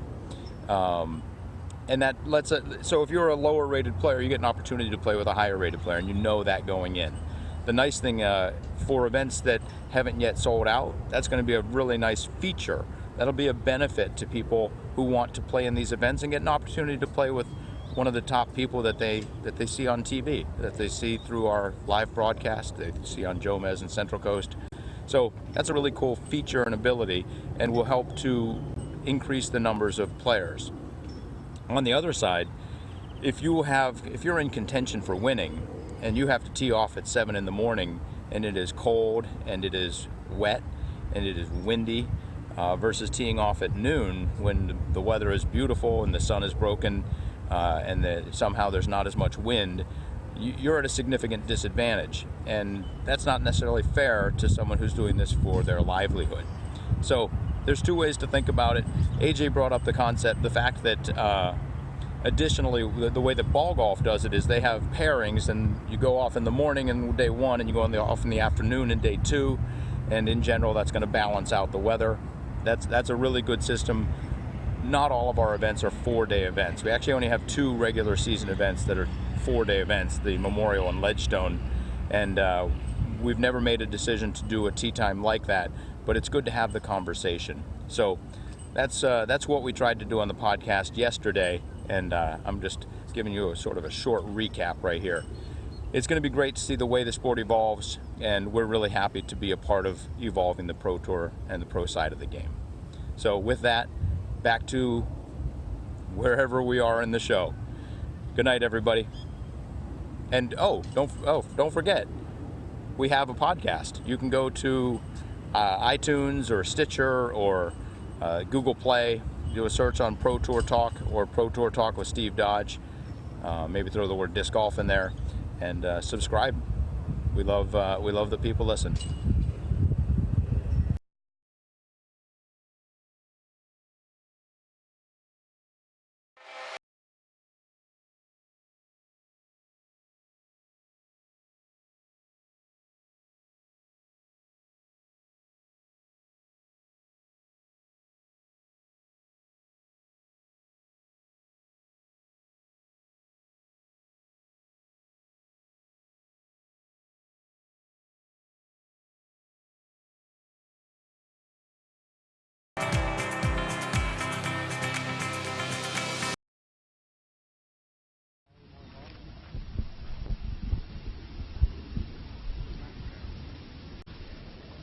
Welcome back, as we've caught up with our chase card.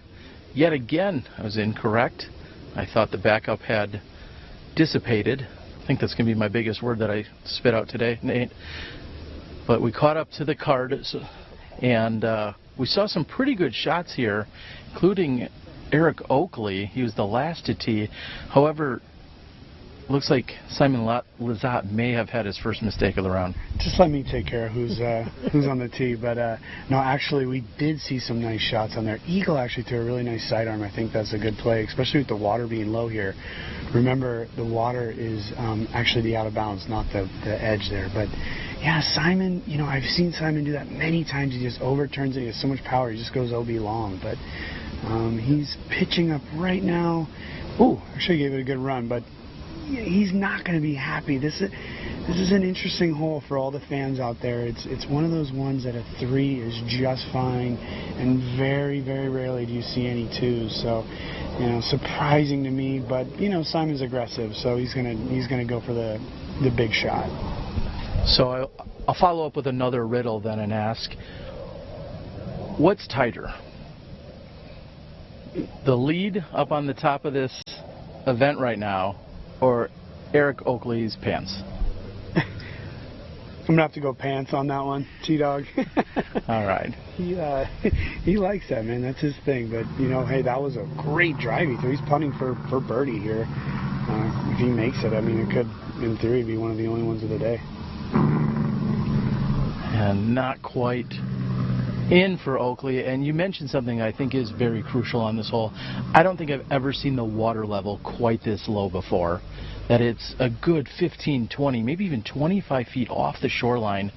That's not something that we're used to out here at this course. No, definitely not. This is actually kind of a water retention area with a dam at the end, and there was some damage done to it, I think, and they are working on it, so that's why we're seeing the water so low.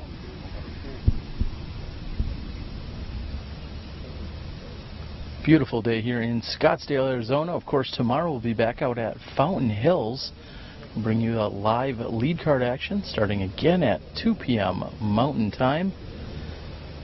And we're seeing our second card complete, hole number 9. There might be a backup on 10. We've still got plenty of golf to play here. Let's get into position. We'll be back with you in a few moments right here from Vista del Camino.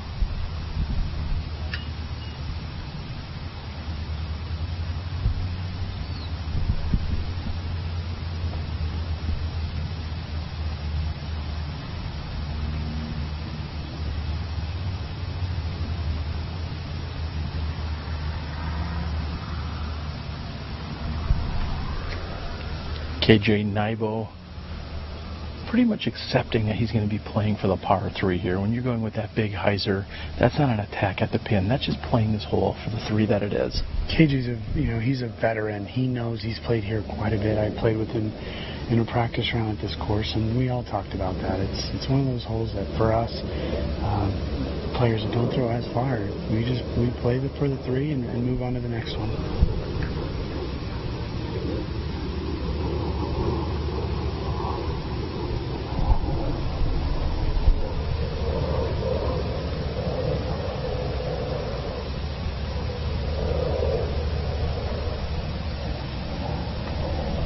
And Nico very aggressive, playing for the turnover.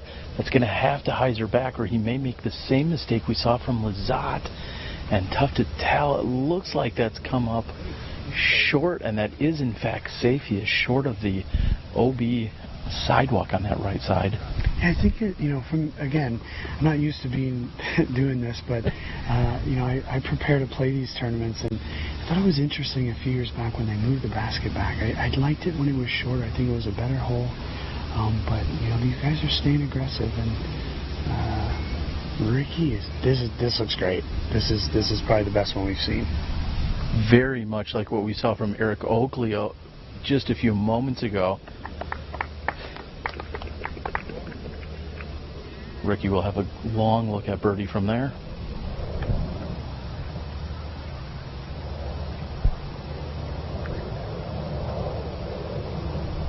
And McRae, I think, ready to let out a little bit of aggression. He's been somewhat frustrated here as the opening of the round hasn't gone his way. And that hits a tree and falls. We've got a lengthy walk. We'll see you after the women here on 9. Hole number 9 has a ladies' tee, meaning they're playing from below the gunite area that's seen on both 9 and hole number 12. It's a straight shot. We'll see if that can skip left. Katrina's playing for it. OB water on the left, OB sidewalk on the right side. Sarah Holcomb's low compact forehand, not quite enough power. Great gallery out here, taking in the action during the 9 a.m. tee time. And trying to take some of the obstacles out of play by going out and around them. Paige Pierce with a huge hyzer. Jennifer Allen's opting for the left side of the tee. We'll see if she can get a skip flare, but doesn't have quite the angle it's needed. Paige has a long look at birdie from circle 2. And she bangs it in. Paige Pierce is going to move to 6 under par. Meanwhile, Katrina Allen, after getting the birdie on hole 8, is in position here and goes up and over. She is out of sorts here today. Not your typical Katrina Allen putting.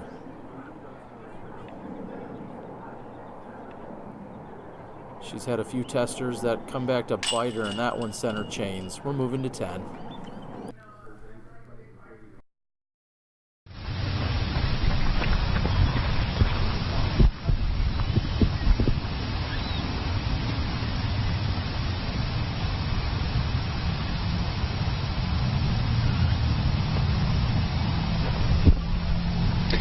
So KJ's disc is in the air. I bet his sit down, well, we know the water is a little bit lower, so I think he's going to be in bounds. But yeah, with KJ ending up so short, he put a lot of pressure on himself to throw a longer upshot there.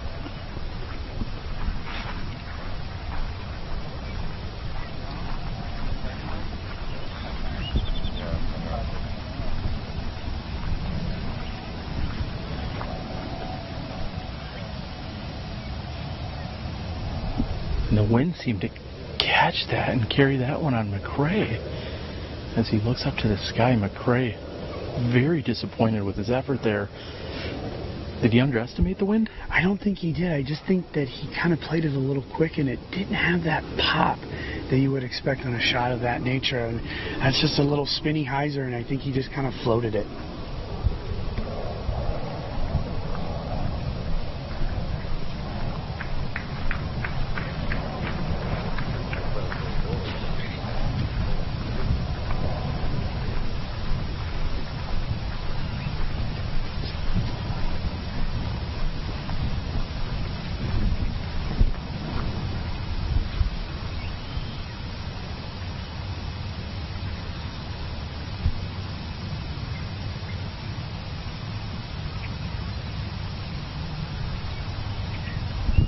And correction, sorry. Nate, you're making me nervous. I'm just kidding. Wysocki surprisingly not drawing any medal. Yeah, you know, it's just a part of the game. I mean, you know, we play, it's a long tournament. You're going to miss some, but yeah, that is surprising. The last hole and this hole, you know, he just didn't have that same Wysocki pop, but yeah, that's all right. These are bonus holes. This is definitely a big bonus, so at the end of the day, you can move on.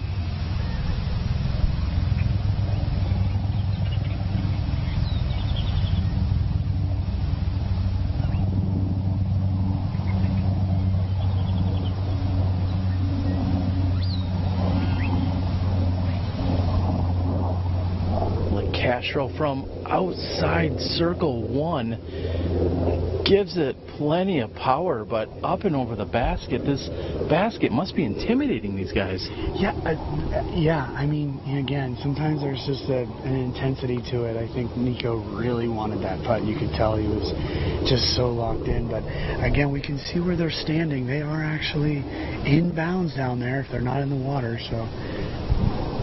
Interesting to note, at least 3 out of these 4 would typically be OB in the water almost any other year out here.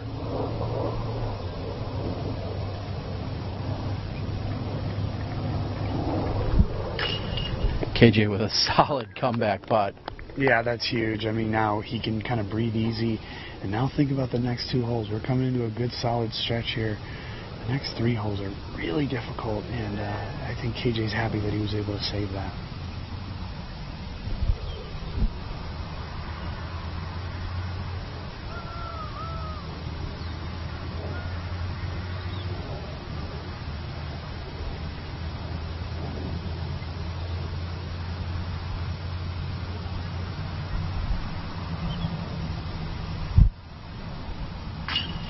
Nico also with a solid comeback putt. He suggested strongly that he make the first one. I think he was talking to himself. Typical Nico here. I think maybe he was talking about Ricky. Maybe Ricky should have made his putt. But, you know, again, he's an intense guy, and we're used to this stuff now with Nico, but that was a good putt by him, and he really needed to make that. And Johnny made it too. Those are 3 good putts from down there from these guys. Again, all typically would have been out of bounds any other year. A little extra room to play with as Nico. Wow, I'm calling it. Nate, you take over. We'll see you guys on the back 9.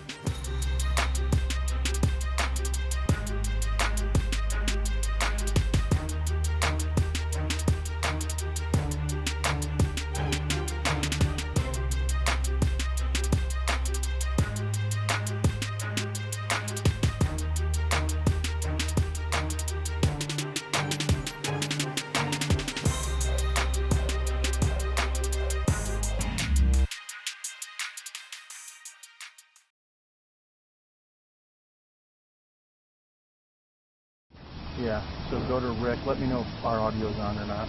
Don't bother putting our audio on. Okay.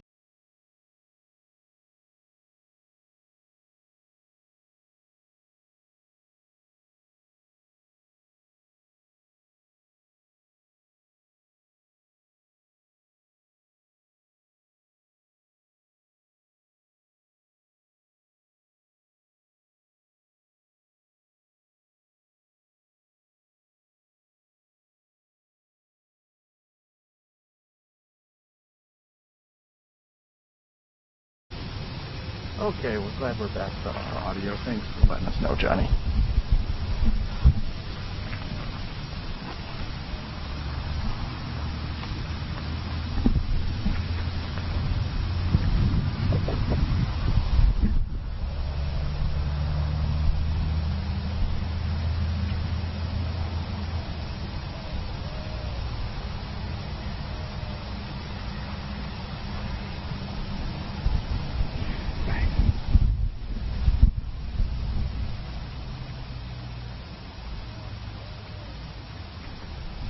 KJ Nybo with a backhand roller. What's the play here, Nate? Well, actually, again, I played with KJ, and that was our preparation. Now, he just really overturned it, went actually to the right of the pine trees. The wind is coming off the left here. I think, KJ is going to be able to save something from over there, but he just didn't make the adjustment for the wind, honestly. But really, I think the roller is definitely the play here. Cut it down off that hill and get some distance. Nico going for the big turnover. I don't know if that was sort of half a roller, half of an air shot, but he ended up in a fine spot. I think he'll be able to make probably a sidearm for that from there. How good he's been throwing his sidearms.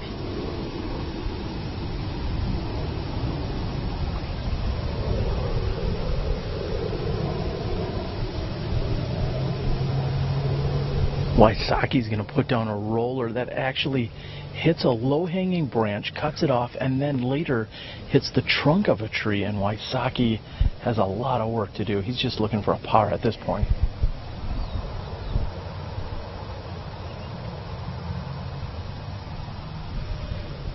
Johnny McRae's turnover doesn't have a very good angle. That's going to come back out to the fairway, and it's rolling backwards at us. Needs to stop. There is flirting with OB, and it might be there.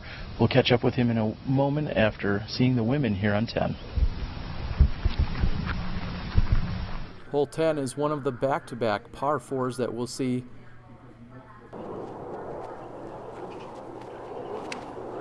And Paige Pierce opts for the roller.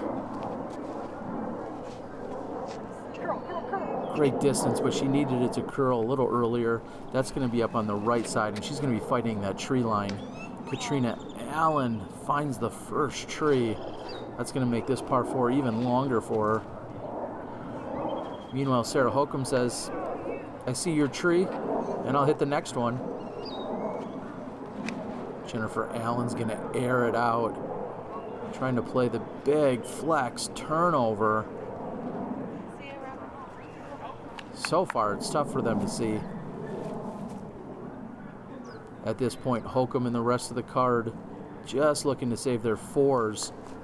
This plays all the way to the furthest point out on the course. We see the next card putting out. And Jen Allen with a little too much turn there. That's going to come up short. She'll have some more work to do. Meanwhile, Paige, again, taking an alternate fairway. Just don't have the power or capacity to do so. She fights through. She gets all the way, and she's actually looking at a putt from there. Holcomb's got a standstill.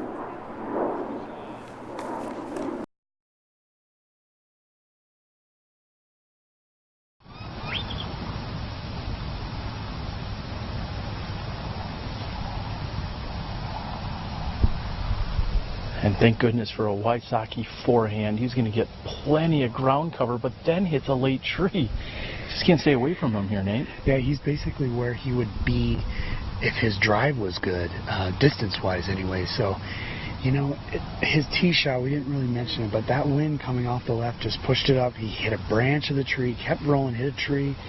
So, you know, he's going to be frustrated. We'll see it in his mannerisms, but, you know. And we did, in fact, confirm that Johnny McRae rolled out of bounds. In fact, he's upside down on the sidewalk, in fact. So there is no doubt as to whether or not he is OB as he is flopped upside down. I'd like to thank everyone for tuning in. Nate, just like you guys do out on the course, whenever you're having a bad go at it, maybe a bad start, slow start, you're always thinking there's always the next hole. Well, that's what I'm going to try. I'm going to try and pick up the commentary here on this back nine.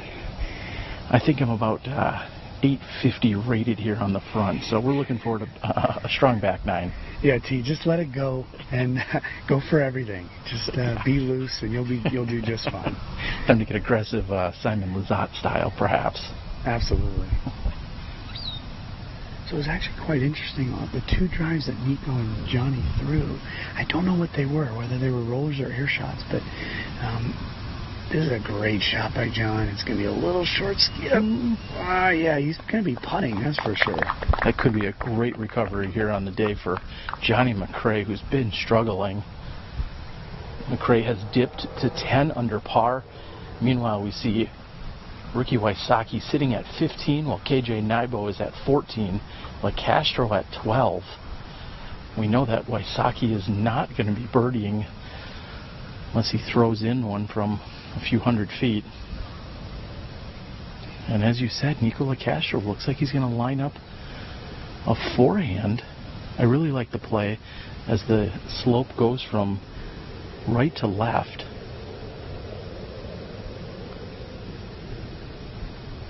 Nico's committed.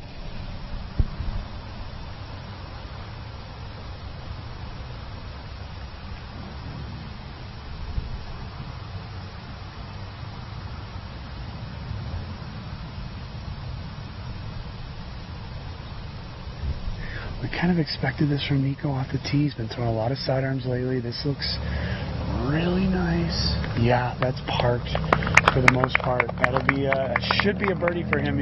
Interestingly enough, following this group, as normally with the Memorial Championship, you got to keep the pedal to the metal, and the players behind these guys are just zooming right past. I think Ricky's actually in 6th place at the current moment. He's the highest in this group. So these guys, you know, it's hard to make up a lot of space out on this tournament, so they really need to just keep it going, and otherwise the players behind him are just going to keep zooming by. Well, as of right now, we see that Nate Sexton is in the clubhouse with a 13 under par.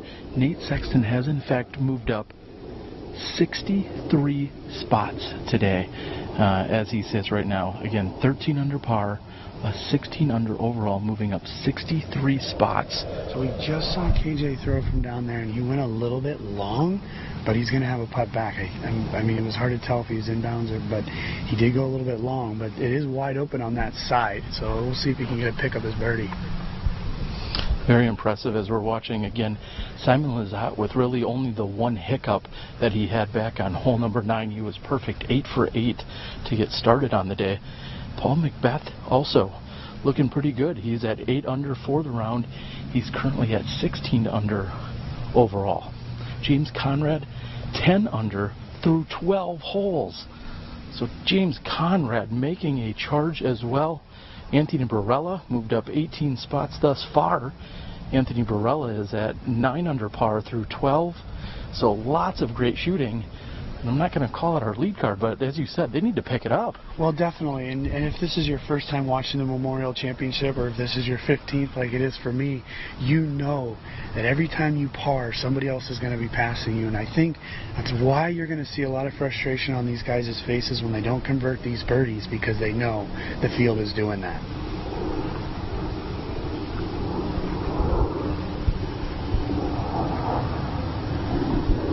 You said it before that McRae would have a putt, and he does. It looks just about at circles the edge, maybe 35 feet at most.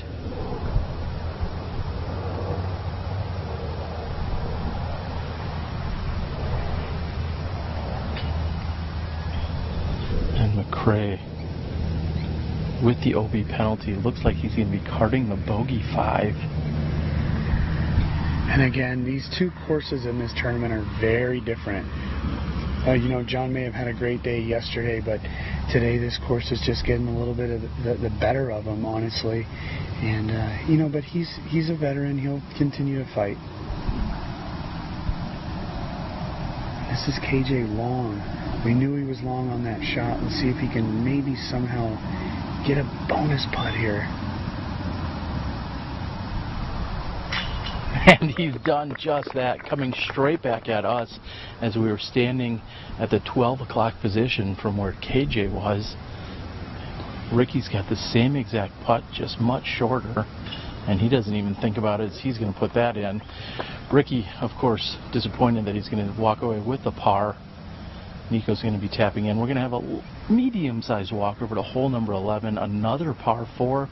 This course doesn't let up. We'll see you when we get over there. You're watching the 2018 Memorial Championships presented by Discraft.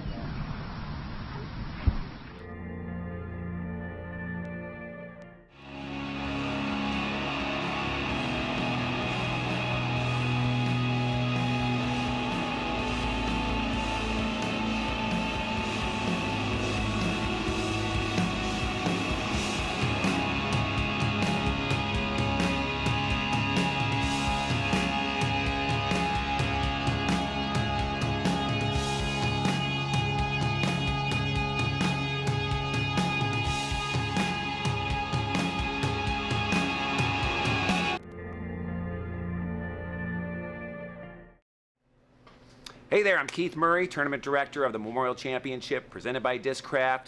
We're at Spinners on the Green in Scottsdale, Arizona. I just want to welcome everybody here to town. Good luck this week. Come by and see us at the shop. We got 10% off for all tournament competitors and even the folks coming out to watch. So check us out online as well, spinnersonthegreen.com, and have fun watching Smashbox TV.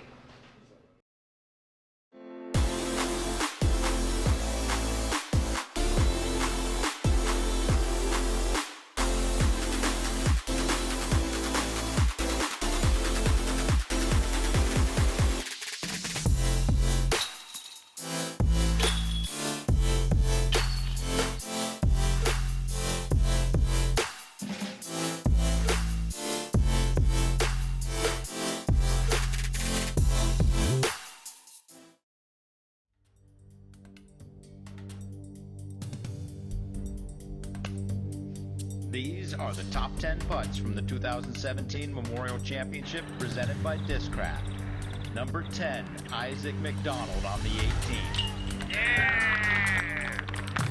What, Isaac? Number 9, Cale Lavisco, hole 5. Oh, Cale Lavisco. Boom, buddy. Number 8, Nate Sexton, hole 10. Oh, wow. Tasty one right through that bush. Number 7, Nate Sexton, hole 16. That's 180 right there. Number 6, Eagle McMahon, hole 8. Okay, good. Number 5, Cale Lavisca, hole 4. Yeah! 4, Simon Lazat, hole 6. Well done. Number 3, Philo Brathwaite, 17. Framed up. Nice. Awesome putt. Between the trees. Number 2, Jessica Weiss, hole 6. Oh, dude. That was sick. And our number 1 putt from the 2017 Memorial. Yeah. Nope. What? Nate Sexton, hole 12. Nate, you dog.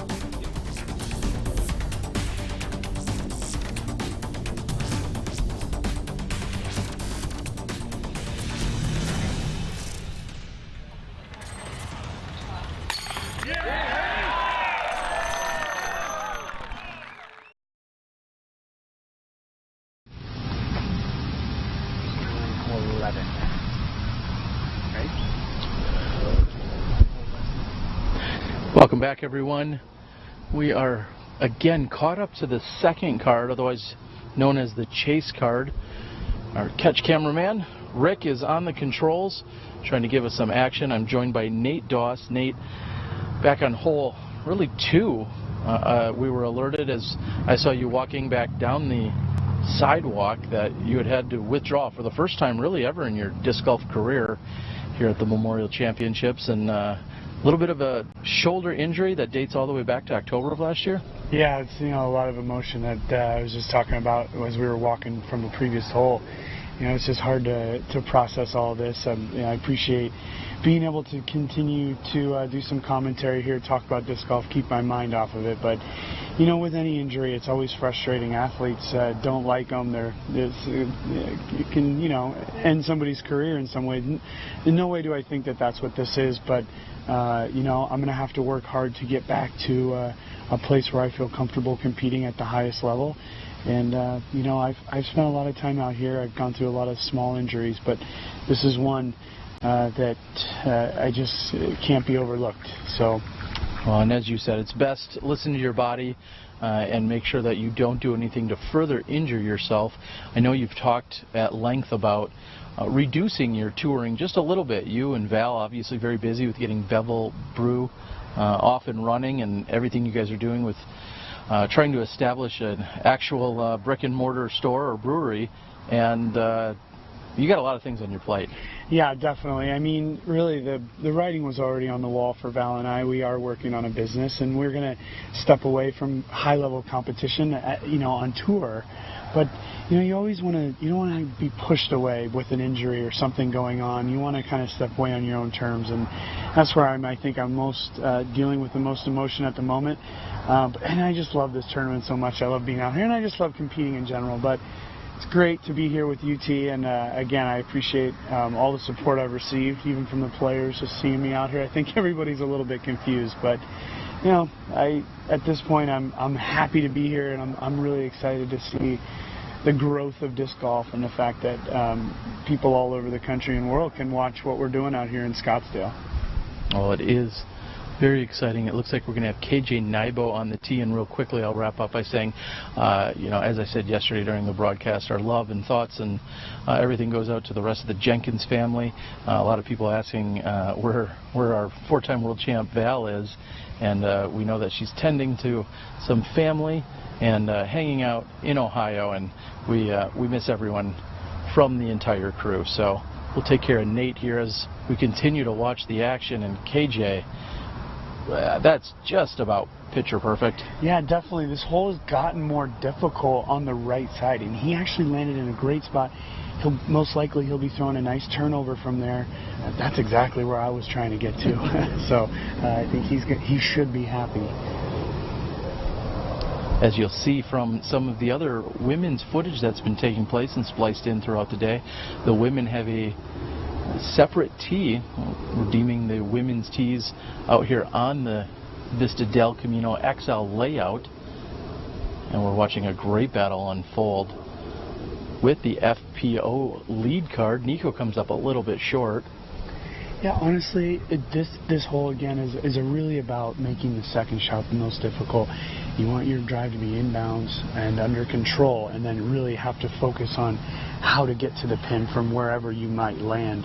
Ricky went with a straighter route, but he's got enough distance I think he'll be able to get up to the green pretty much without a problem. But of course, those big trees are in the way, and it'll be a little technical. Ricky with that forehand backhand combo is able to dissect just about any angle or hole that he needs to. Johnny McRae.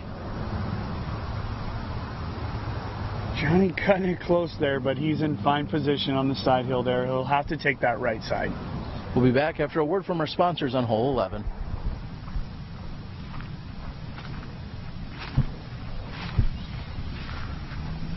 I'll do.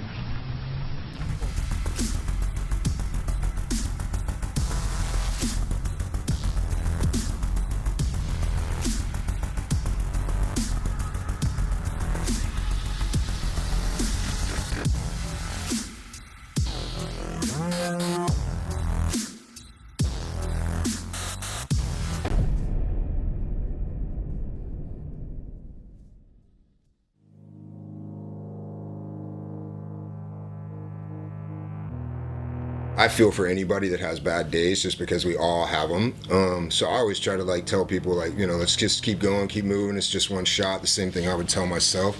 Try to give them a little reinforcement even as a competitor, because the better your competitors play, you normally, you know, you're going to try to play better than that also. So just try to positive vibe, push something out there and give them a little word of confidence.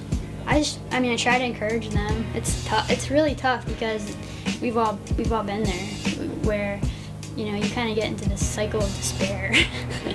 You know, it's like disc golf, that happens in disc golf to all of us, and you know what it feels like, and it's tough to know the right thing to say to somebody. It's just a situational thing. If it's one of my best friends, I'm going to try to help him out and be like, hey, come on, man, you got this. And if it's someone I don't know, I'm kind of just going to be like, well, I mean, you're kind of on your own. I don't know you. I'm not going to approach you like, hey, you got it. You know, it's a hard thing to help someone with when you don't know them. Can that affect your game when it happens? Yeah, there's people who freak out all the time and are known for that, and it affects people in the group, but sometimes you just have to look past it and just worry about yourself and let them do what they're going to do, because they're going to do it no matter what. Sure, yeah. I mean, I actually, like, I'm a big advocate of kind of like a good mojo amongst the group and how that can positively influence everybody. So I always try and root for everybody on the card. I think if you're ever in a position where you're rooting for somebody or not rooting for somebody, and then they do get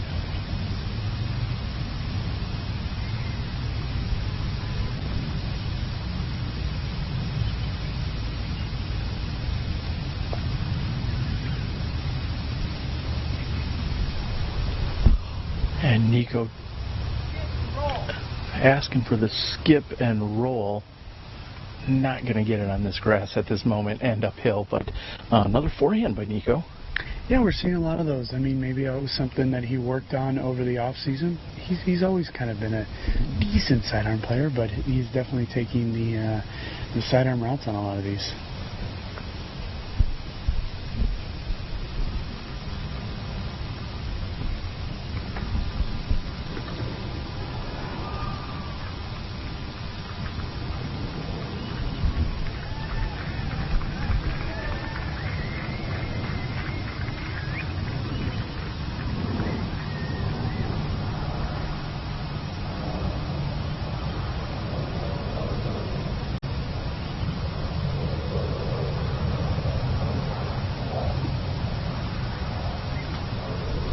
KJ able to go with a light hyzer, and that's also picture perfect.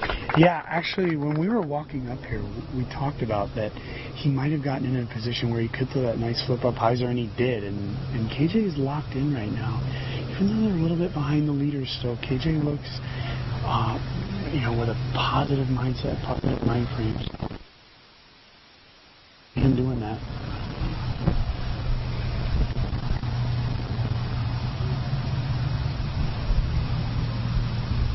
Wysocki weighing his options. Looks like he's got a forehand all dialed up.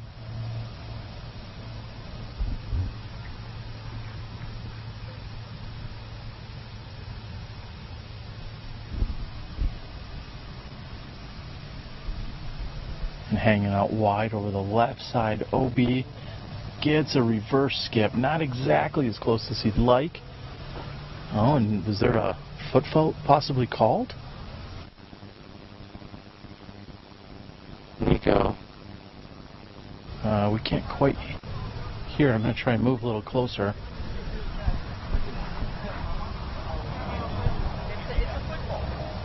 It was 3 feet behind. It's a football. I wasn't as far as you said. At least 2 feet behind. At least 2 feet behind. I didn't see anything. I'm sorry, I didn't see it, but I wasn't even paying attention. It was more than this far behind the mini. Hold on a second. No, this is not verified. What are you talking about, dude? Did anybody watch? It was this far behind the mini. I'm just calling it because that's the rules for everybody. I'm not making an exception for anybody. I'm sorry. Dude. I'll call a rule on anybody, but like I said, I didn't see it. It wasn't even close. It was this far behind. Let that be known. No see on the video. All right. Johnny McCray. Well, first of all, Nico is calling for a foot fault, as he's saying right now that Ricky's one of his best friends, but he just wants it known that that was a foot fault. He was saying he was at least 2 or 3 feet behind his mark. That is what Nico is telling. Meanwhile, KJ did not see it cleanly, and when asked of Johnny McCray said, "I'll call a rule on anybody," and then he winked at me and said that he's not afraid to call a rule ever. However, he didn't see it, so we'll see how this plays out. We know that Nico is... Yeah, I believe so, yeah, because it's an immediate stroke now. Can verify that, but from my understanding, it is that way. I want to look in the rule book. Yeah, I mean, I want it to be official for everybody. If I was 3 feet, I guarantee I would have got called, and I would have made guaranteed.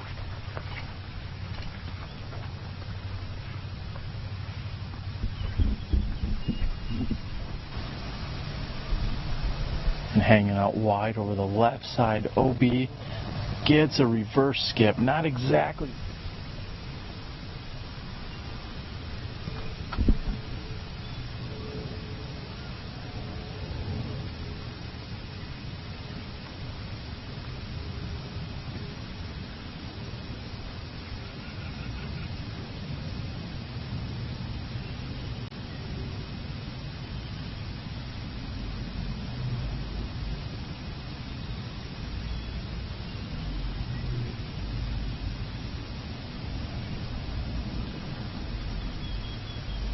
Nico's got a 43-footer. He dials it in.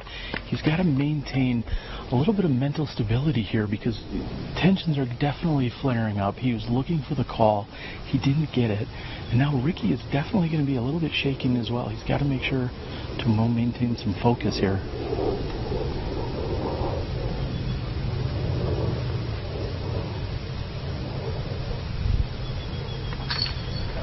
And he's done just that. Momentum is a key word of Ricky Wysocki's, and we'll see how this plays out.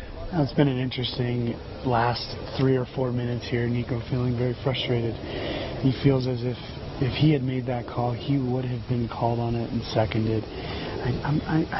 This group of guys is very, has a lot of, and Johnny misses his putt. I think Johnny just feels frustrated. You can see it. But these guys are all very respectable players. They would all make the call if it needed to be called.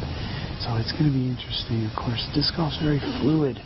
It's hard to know what happened actually, as Ricky probably moved his foot almost immediately after throwing, and we'll see how this plays out. We don't have a call to go to the booth in New York, but I think we might have some evidence a little later at some point. Of course, not usable here. We'll see you guys over on hole 12.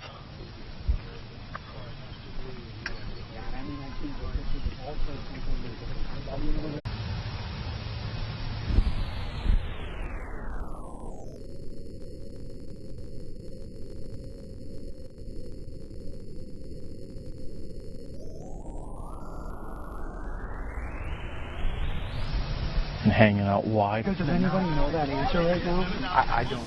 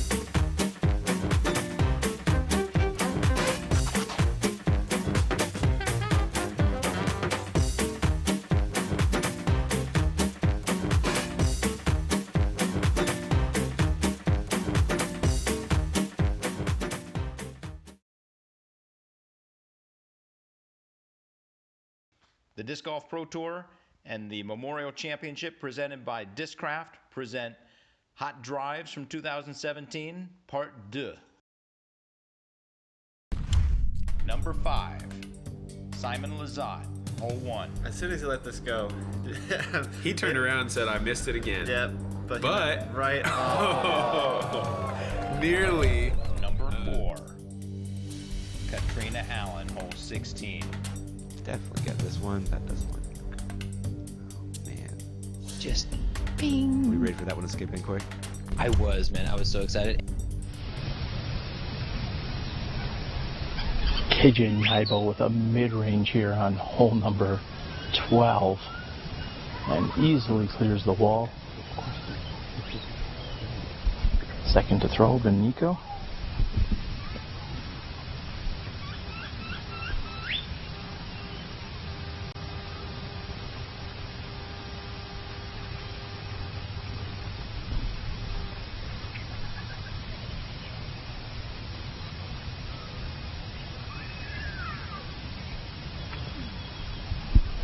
Castro plays for the hard turnover. That's going to need plenty of distance. It gets it. He goes past the basket and then still remains inbounds. Third to throw will be Ricky Wysocki.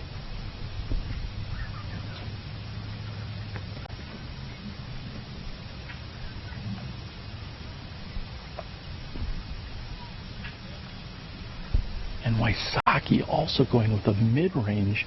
Question is, does he have enough turn? It is, and it's coming back slightly. That's going to be past the basket. Yeah, he's outside the circle long, actually. That's an impressive throw, but just so that the fans know, we have seen almost no wind on these last few holes.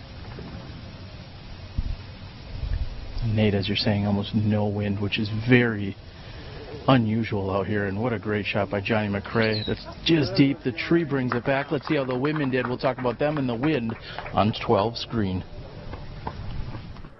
Hole number 12. We're going to go up and over the water. Paige Pierce sitting at 5 under par with the outright lead, and this is also a women's tee, making this hole very drivable, and gets the very enthusiastic safe sign for Jennifer Allen. She's flirting with the OB on the left side. Paige is hoping for hers to move a little bit more left, has more than enough power.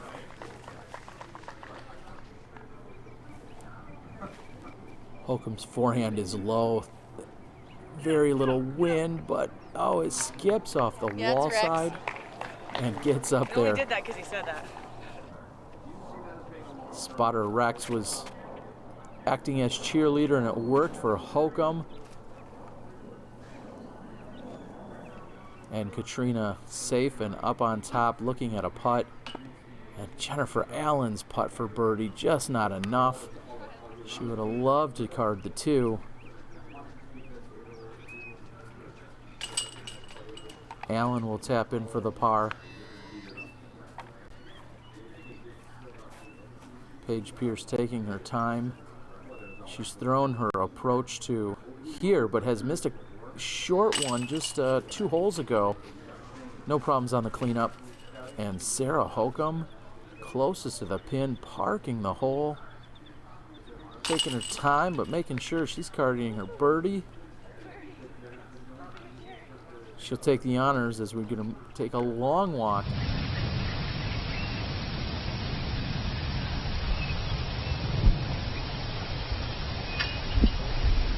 KJ left side, good height, not quite on line.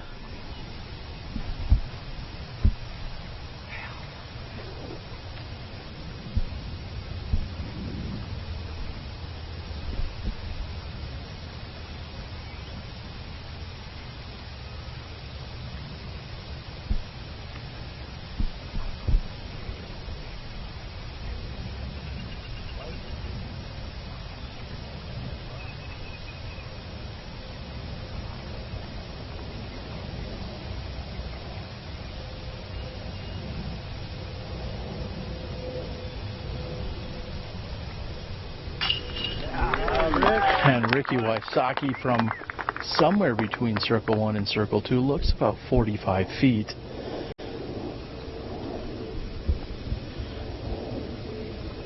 We'll see if Nico still has his emotions in check. There was still some chatter on the tee of hole number 12. I've been informed that the Smashbox TV replay booth back in the Milwaukee studios has tried to give you guys some evidence as to just how close that was for Wysocki.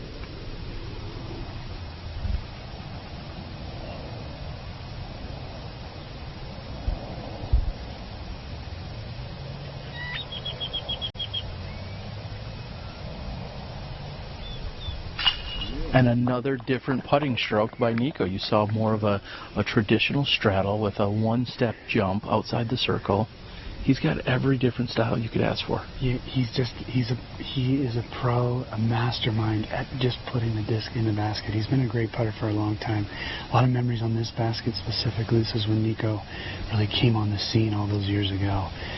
But I can say right now with 100% confidence, we're not seeing so many PDGA rulebooks being opened up. The internet, I'm sure, is on fire right now about Ricky's call on the last hole. Great putt by John. I think there's still going to be a lot of conversation. I want everybody to know out there that these players do not want to cheat at all. They do not want to cheat, and they also pride themselves on understanding the rules. But I think a lot of times we get confused. So we'll see how this all comes along. We've got a long walk back to hole 13. We'll see you there during our second round of the Memorial Championships presented by Discraft.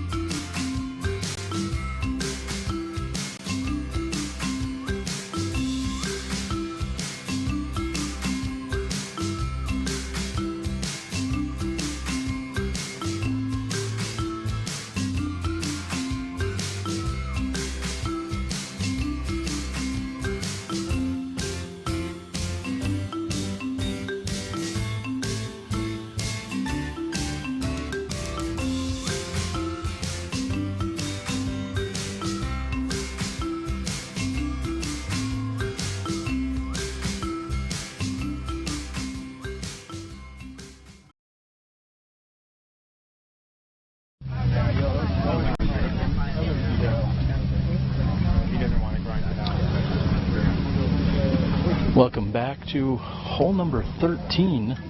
Looks like we've caught up with our second card again, if I'm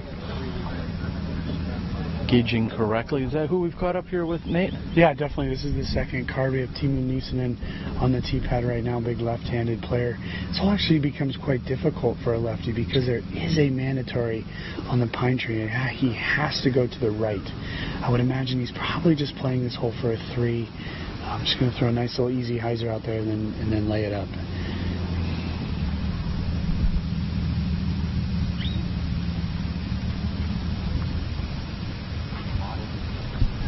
That looks like a mid-range even of sorts. So, as you said, just playing it conservative, making sure that he somehow doesn't make the mistake of actually missing that recently placed Mando.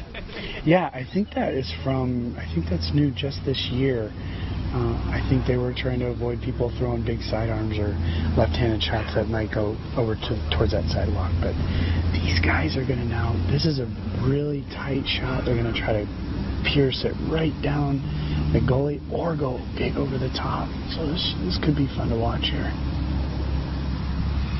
Well, anytime eagle can go up and around, it only makes sense to do so with all of that power. And he just sticks the landing short of the basket, but a great drive by eagle. Anyone with that much power should try and take all these trees out of play. Definitely. You know, over the years, those trees have gotten so much bigger, but for the big throwers, it's not so much a big deal.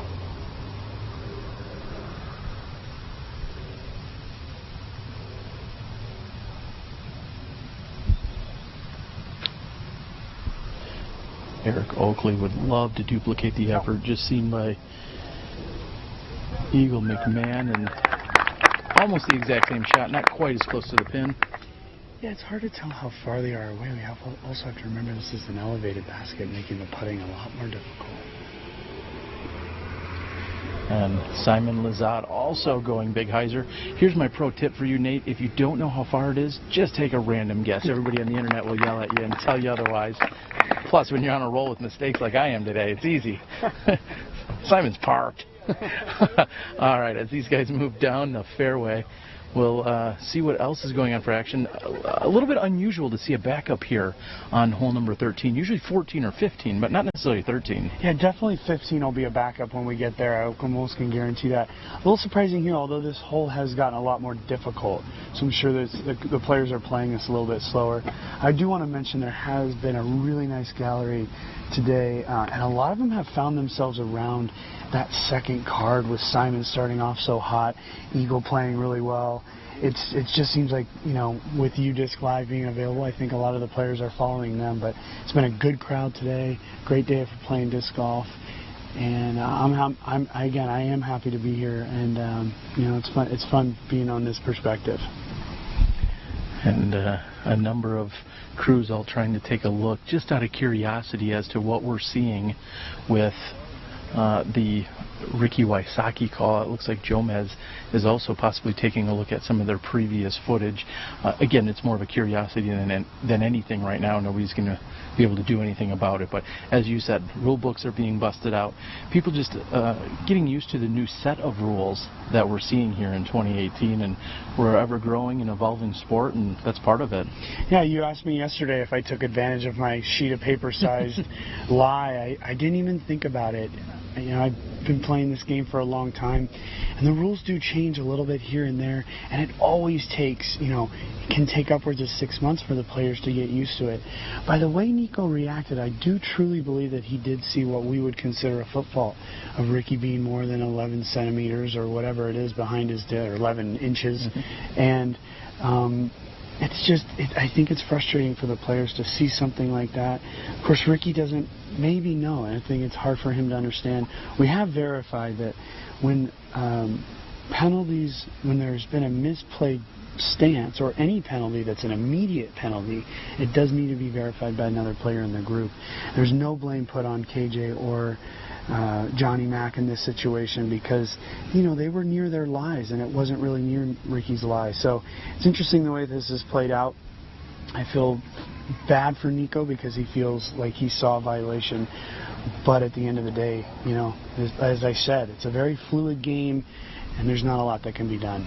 Well, as everyone's getting used to it and adjusted to our new rules in 2018, and as you said yesterday, you were outstretched, I believe, to the left with a really difficult straddle putt, and I couldn't quite see from where I was looking, but I did think to myself, I wonder if Nate's taking advantage of those extra like 3 to 4 to 5 inches left of the mini. And so when you had made the putt, I felt better asking after you made it, of course.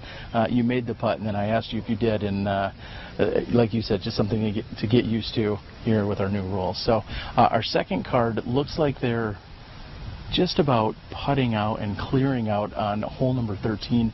We still have a long stretch all the way back towards Dukes when we're looking at 13 through 18 to wrap up the last 1/3 of this course. Let's take a look at UDisc Live. As you said, Simon started out so hot. Nate Sexton coming in with a 13 under par, moving himself up something like 70 spots on the day. So very impressive for him. And Paul McBeth, also no stranger to the lead card in hot rounds. We saw Paul making quite a move. At one point had moved up 7 spots, in fact. So we'll see where he's at exactly once I can pull up udisclive.com. Go out and check it out or download the app.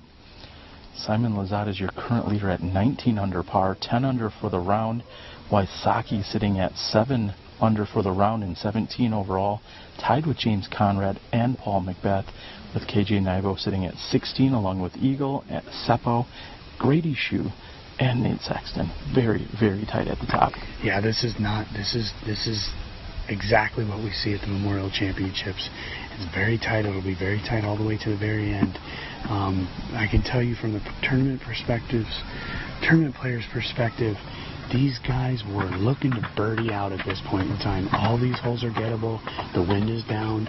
Even if they've had a so-so round, 6 birdies to finish can really do a lot for them as far as going into tomorrow's round. So we'll see how this all plays out. This hole's much more difficult. Of course, the guys ahead just made it look pretty easy for the most part.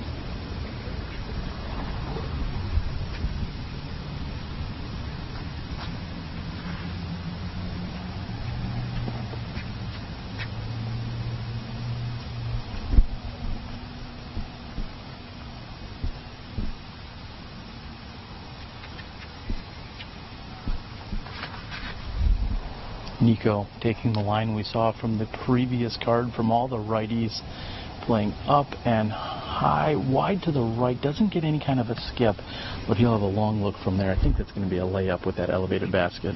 You know, we'll see. Nico can always surprise us, but yeah, he's definitely outside the first circle, probably closer to the second circle's edge, but yeah, it's just, it's a big shot these guys are throwing. I don't know if the perspective of the fans, they can tell how really big this shot is. And it looks like he got slowed down a little bit by the tree.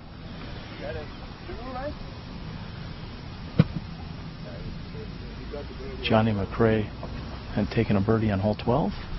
He tees third.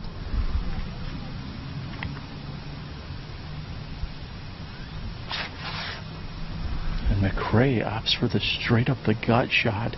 Looks really good. Hopefully a forward skip. He's gotten just that. He should have a good look at birdie from there. That was a phenomenal shot. About as good as he could ask for going up the low.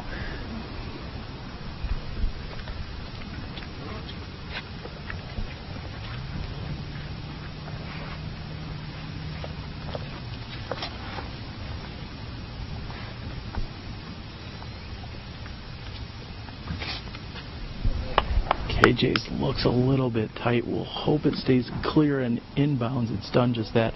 Let's check back in with the women from hole 13. We're through 12 holes. Paige Pierce sitting at 5 under par.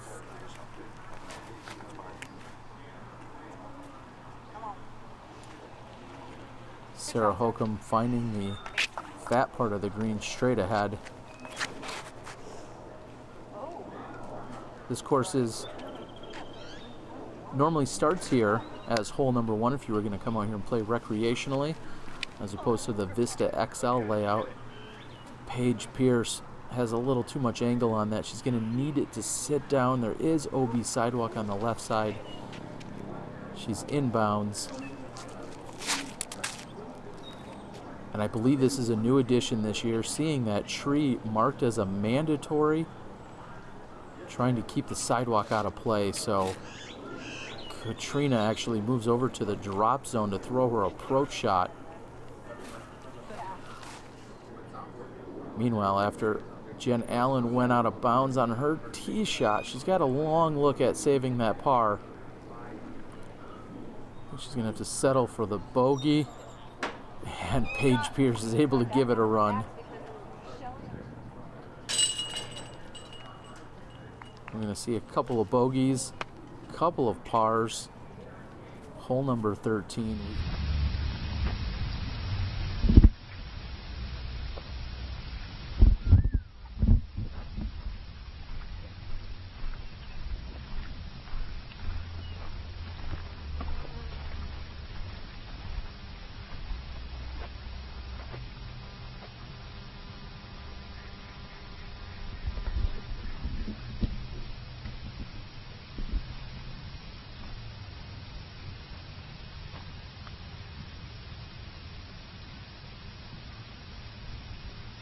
And Wysocki from circle 2 gives it a full run. Doesn't draw any metal, but also stays inbounds. Yeah, interestingly, we're up here at the green, and Johnny Mac's drive was definitely the best, taking that low route. As we said, that's a big shot on the hyzer. It kind of shows you how good those guys in the group right ahead really threw that hole to get up to that basket.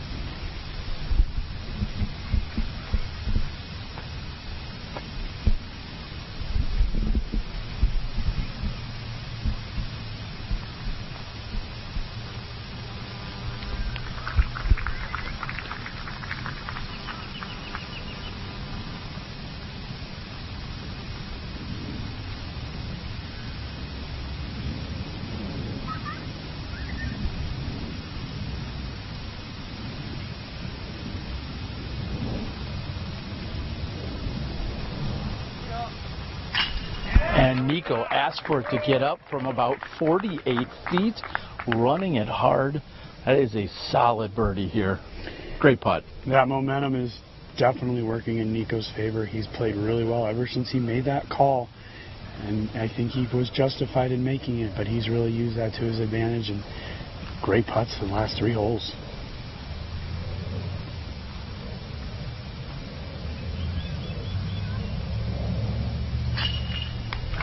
And Johnny McRae, easy birdie, taking that direct route as we talked about. We're looking at both Wysocki and KJ Nybo tapping in for their pars. And it looks like the flow is picking up. Don't see too much of a backup on the next hole. We've got 2 back-to-back par 4s as we continue forward here at the Vista del Camino course. We'll see you guys in a few moments from hole 14.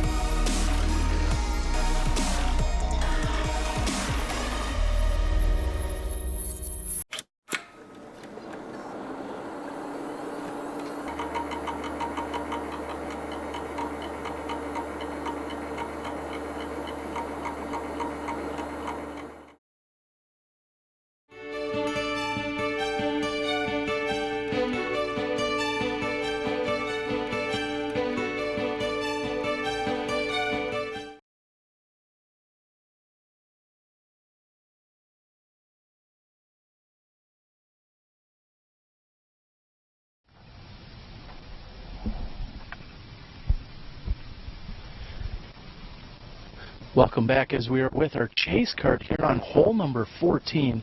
And Nate, you said it a moment ago, the gallery for the second card, the chase card, 3, 4, maybe 5 times as long as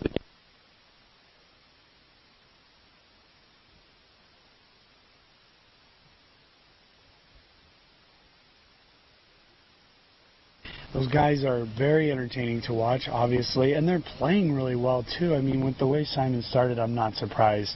I've been doing this for a long time in my life, and to see the way that these groups, these galleries really bunch together.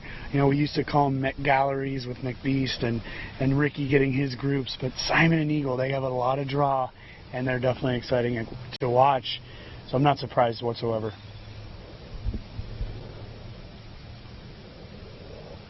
Some may not have heard us talking a little bit about gallery size, Nate, as we were just getting back in microphone range, but we were saying that the gallery for the chase card is considerably larger right now. You said Eagle McMahon, who won last weekend, along with Simon Lizotte with a great start. We're seeing quite a few people following along. We're here on hole number 14, which is the second, or should I say the first of the final two remaining par fours, and Nicola Castro has all of the momentum you could ask for right now. He's going to be teeing off here shortly. To give you a quick synopsis of this hole, it's a nice easy hyzer off the tee, not too much really, and then it's a nice straight mid-range into the green. Definitely a hole that they want to get birdies on.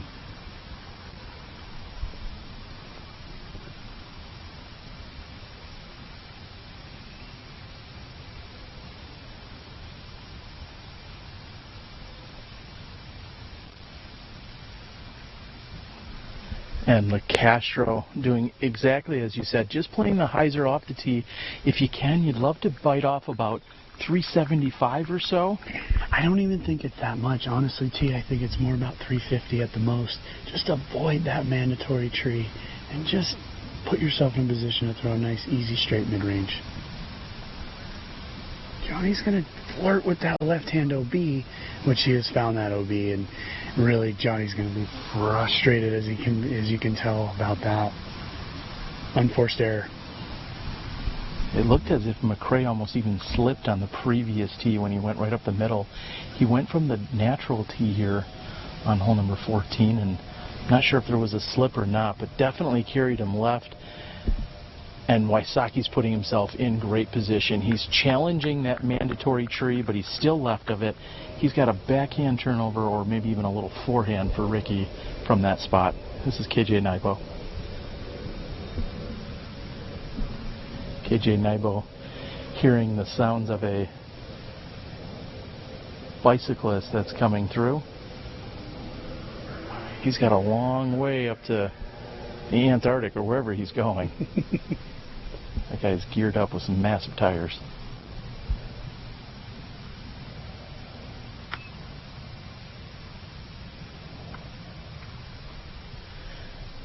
KJ, similar line from the other three that went high.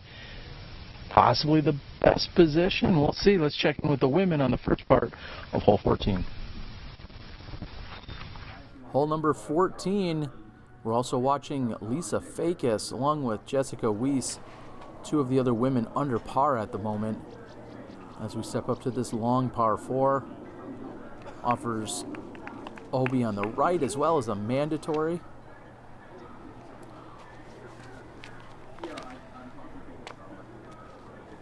Controlled power is the name of the game. Paige Pierce plays that very well. All too familiar with controlled power, as Jennifer Allen sounds like she's held on to it a little too long. It doesn't look like it's going to punish her. She's not all the way to the mandatory. She finds the fairway. And Katrina Allen's drives continue to be right up the middle as she's struggling on the putting green.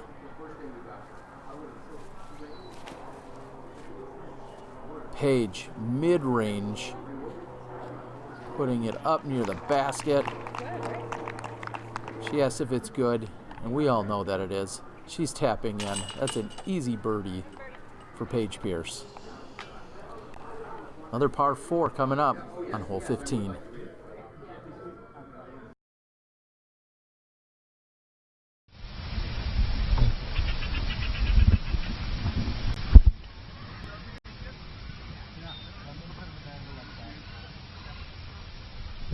Johnny McRae getting a spot from the rest of his group as to where he was last inbounds. Looks like Nico is going to be first to approach. From my perspective, I think Nico's was the perfect shot. He had very little risk off the tee. He's right in the middle. This is a mid-range, at most, nice straight shot. You can land it 40 feet short, slide it right up to the pin, a very quick green.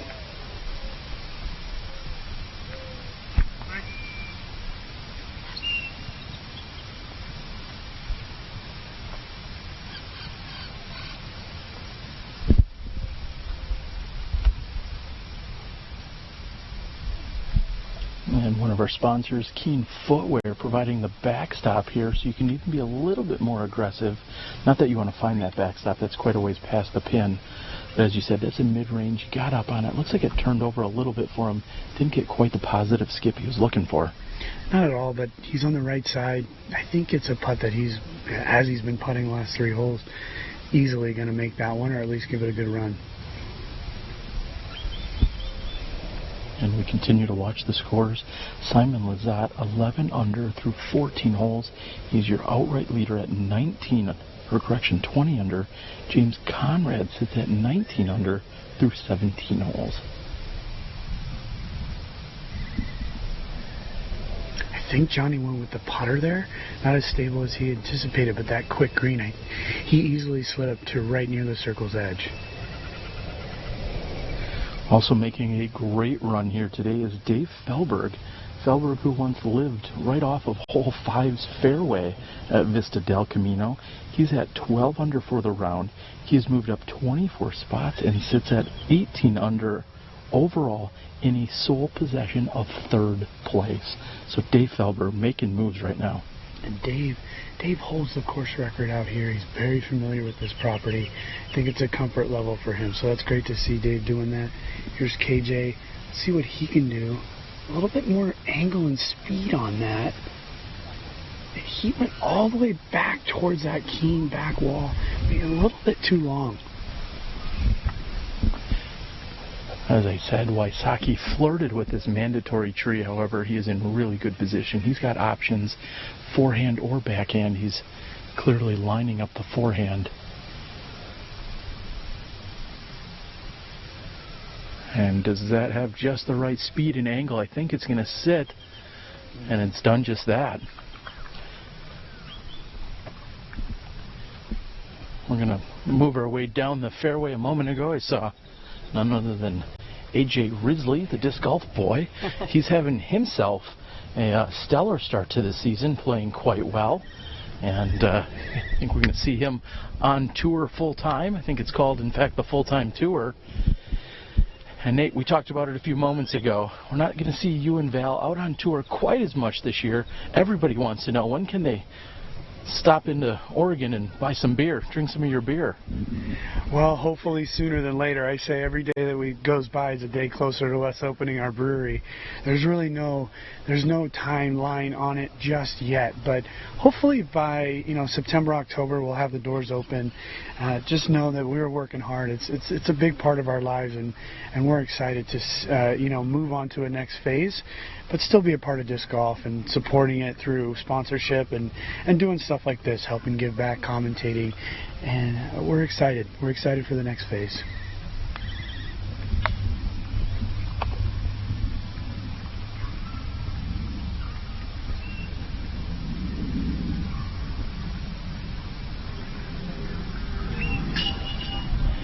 Great putt there by Johnny McRae, who opted for a straight-up straddle putt. KJ Nybo is going to be putting right back at us.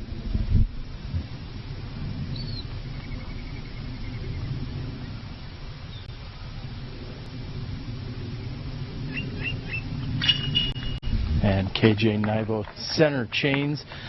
Speaking of center chains, as Nico's lining up his putt, great to see a brand new basket out here, the Chainstar Pro by Discraft, making its debut this weekend.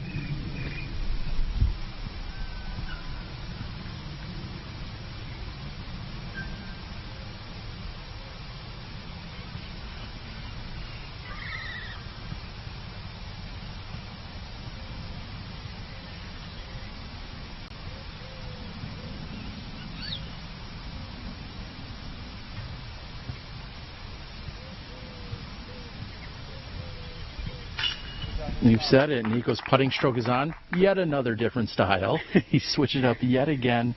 One day I'm going to get in that guy's head and figure out what in the world determines which way he's going to make a putt from. Yeah, we don't need to worry about getting into his head. But yeah, as we talked about, these guys got birdies on this hole as they needed to do.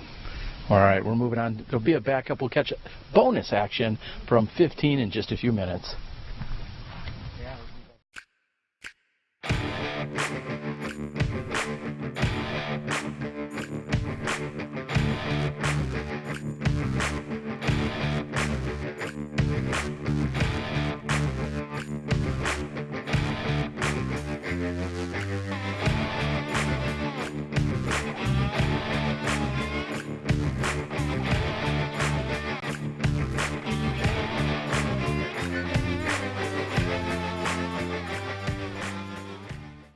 I'm Ricky Wysocki, and I'm wondering who's going to be the next generation. If you didn't take the Next Gen Tour seriously, you definitely should come in future years because it's only going to get better. Let's do this, guys. They're up-and-coming superstars. Go to a local level, then you qualify for your regional level, then you qualify for a national level. The prizes get bigger, and the pressure gets tougher. I just, I get goosebumps thinking about it. It was a really, really good time.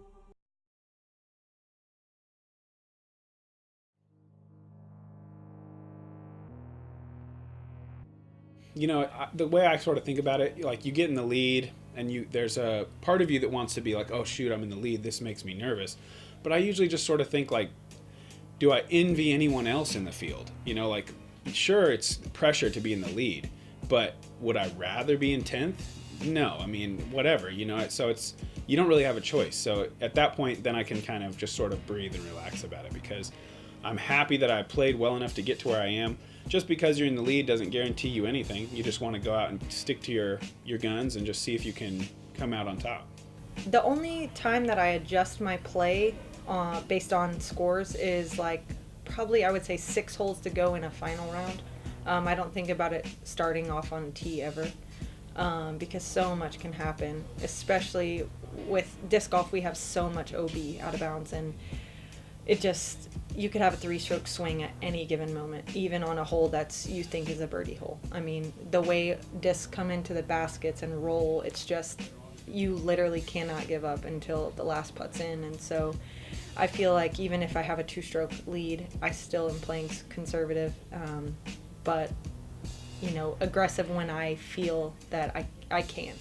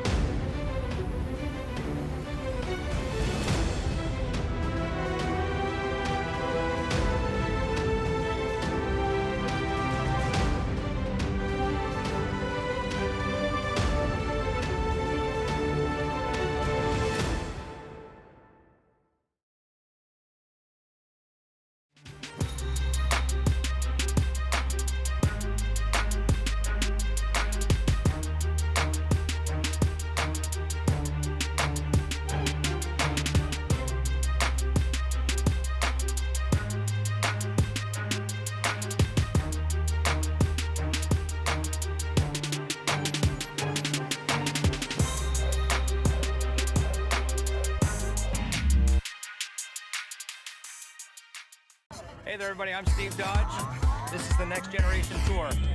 If you didn't take the Next Gen Tour seriously, you definitely should come in future years because it's only going to get better. Let's do this, guys. They're up-and-coming superstars. Go to a local level, then you qualify for your regional level, then and you qualify for a national level, the prizes get bigger and the pressure gets tougher. I just, I get goosebumps thinking about it. It was a really, really good time.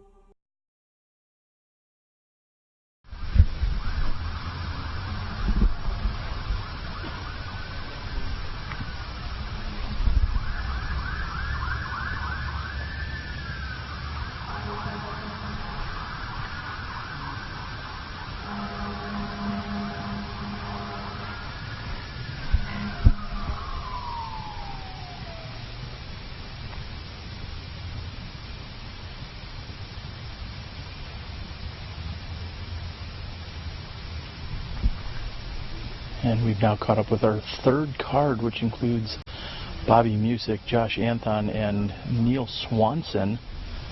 This is, in fact, the card that Nate was originally on here to start the round.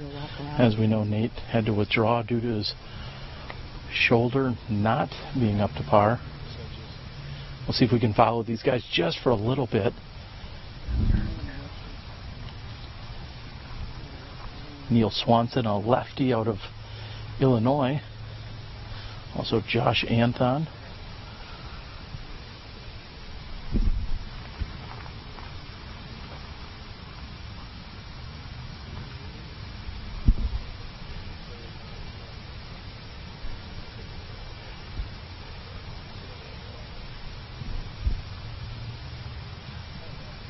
And Neil Swanson, not a very effective forehand. However, interesting side story about Neil Swanson. Him and Ricky once battled back and forth playing table tennis in a previously named Vibram Open. Fierce competitors when it comes down to the table tennis. I think there was even a game invented called Sting Pong, where they would... Oh, and Josh Anthon has just smashed the tree directly in front of him on his second shot. Originally walking up the fairway, we thought, well, that was very fortunate of Josh to hit the tree rather than missing the Mando. However, with it directly in front of him, he did not throw around it. And I'm not sure if you saw that, Nate. I know you were catching up with some others, but Josh had just smashed the tree directly in front of him that he was trying to avoid. Yeah, I did see that. Josh is going to be super frustrated. He didn't throw another good shot. It's kind of interesting. I think it was a tight line. Let's put it that way. A little bit too tight. I think there was even a game invented called Sting Pong, where they would... Oh, and Josh Anthon has just smashed the tree directly in front of him. I do have to be careful of how much I talk about Swanson's forehand. I think that guy is getting more ripped by the day. I believe he's also serving in the armed forces. Not the right guy to mess with. Not at all. And actually, that was the group that I was a part of to start the round. And when I told the guys on the 6th tee that I was going to take off, they all thought I was kidding. But let's just hope they're playing well. But now we're looking here back towards the tee with the second card. Simon Lizotte on the tee pad. Let's see how big these guys want to go. This is one of those holes, again, from my perspective, I played it easy off the tee, made my second shot more difficult, but they might take it the opposite way. And Nate, as you mentioned, you did not complete the round here, of course, with your group, and also missing from today's lineup was Steve Rico, good friend of both of ours.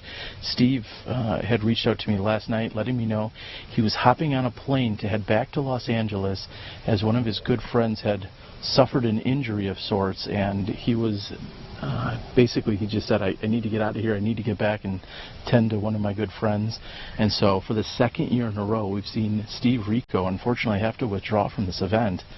Last year his father had suffered an injury as well, and he's recovered and everything is good, but we're wishing the best for Steve Rico and Bamba and all the friends and family over there at Legacy and beyond. No question about it. We love those guys. I gotta mention, that was a complete shank by Simon. He really just yanked it. I'm not sure if he was trying to throw a roller or what. We're looking at Eagle's shot here, and it is awesome. That is about as good as you could do. He tucked it just on the right side of the mandatory tree. It rolled back out. He's gonna have an easy, straight shot to the basket from there. Very cool. Incredible shot by Eagle McMahon. Plenty of chatter as Eagle, the young gun who we've seen now for the last few years, broke through last weekend, winning his first national tour of his very young professional career. Let's see how this does. All right, it was short actually, and that's a fine shot. Interesting, he could get there with an air shot, but the roller, that's right where Eric would like to be.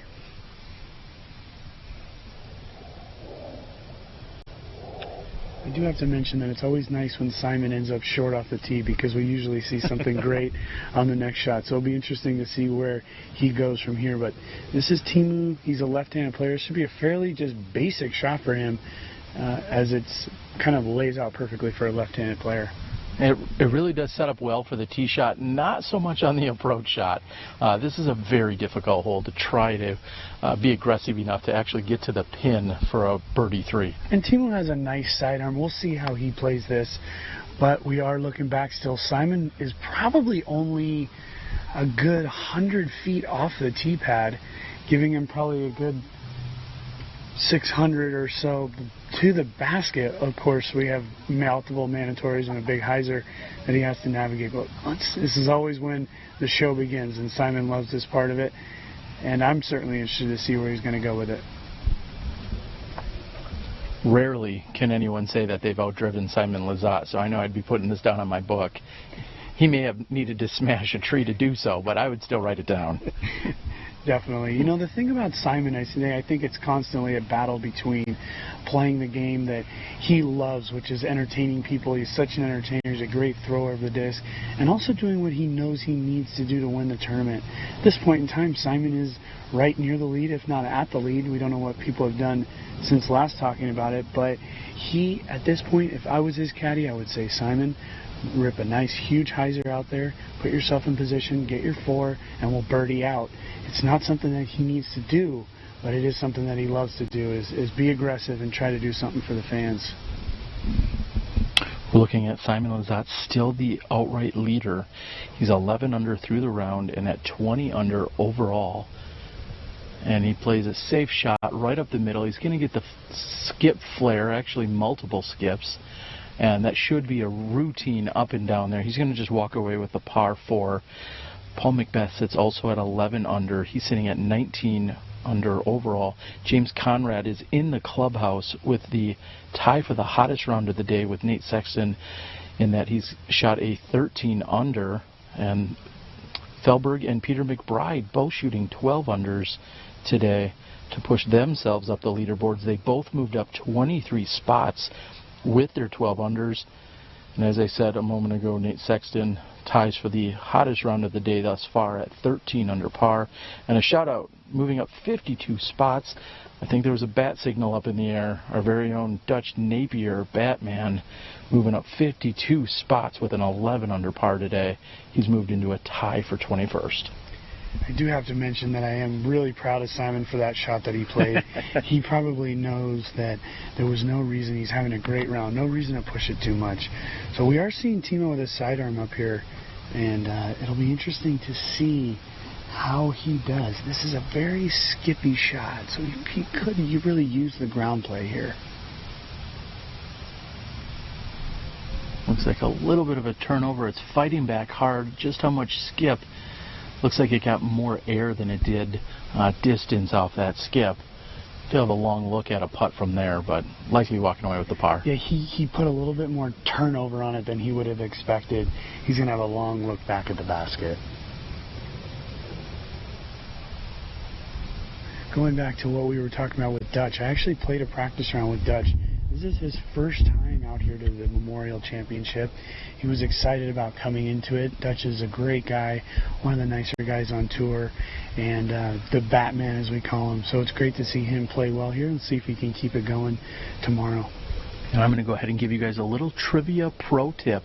I guarantee you this will surface again, so you want to store it, put it in the back of the hard drive.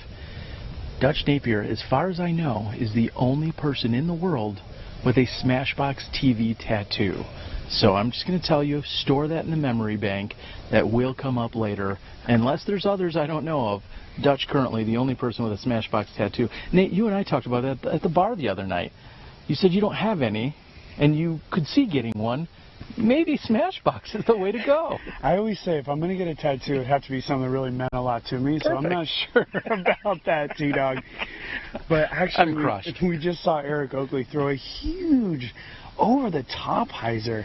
You know, Eric is one of those guys that has sort of interesting power. His game is always quite funny, but he's actually developed into a pretty decent player. I think he just hasn't had that opportunity to be in the big group towards the end of the tournament, but it's good to see Eric here continuing to play well, coming off some of better finishes last year. There is the OB sidewalk that can come into play when the players are looking at their approach shots here on hole number 15. So it's protected by a number of trees. It also could skip and get past you. So you want to be careful. Plenty of distance here. This hole coming in at over 700 feet. Would you consider this a little bit of a bonus birdie? I mean, a 3 is a great score here. 3 is a great score. This is probably... it's most likely the longest par 4 on the course. It's definitely one of those ones where if you get it, you do feel like you've connected between 2 holes that you really feel like you should get. So it's definitely one of those connector birdies. I still think 10 and 11 are probably the more difficult par 4s just because of the side hill and the way they lay out. But with that said, this is definitely a good one. Well, and thanks to UDisc, I think we're going to be able to get back to the action. That the lead card's going to be teeing off in a few moments, but what we can do is we can take a look. We can further expand upon what you were just talking about. We're seeing, as I'm pulling up hole number 15 on UDisc Live, this is coming in as the 6th most difficult hole relative to par, so it's playing at 4.23.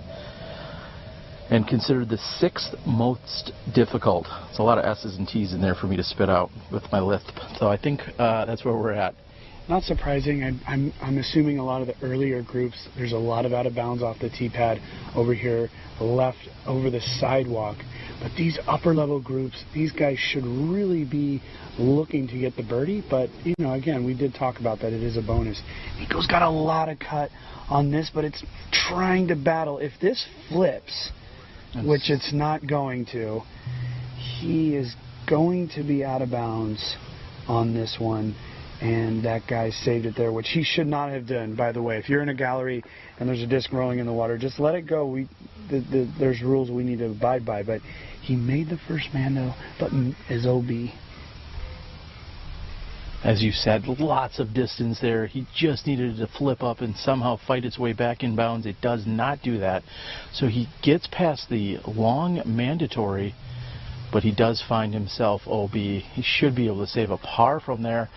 And that's KJ Nybo. Is that just a fairway driver, or is that an outright driver for KJ as he nestles up right exactly where Josh Anton landed? Kind of looked like it was more of a fairway driver, although that shot was upwards of 400 feet. He's in a tight spot. He's almost exactly where Josh is, so let's see if he can avoid the tree on his second shot.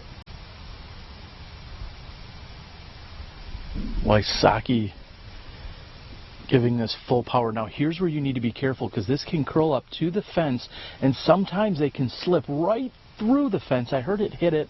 I think it's going to stay in bounds, but in the most unfortunate of ways, I've seen disc crawl up all the way up that hillside, find the fence, and then sneak right through it and go OB. It's a little bit of a roll of the dice there. Curse of the commentator there, T-Dog. I'm sure that's going to be close no matter where it is. Here comes Johnny McRae throwing the big turnover. This is...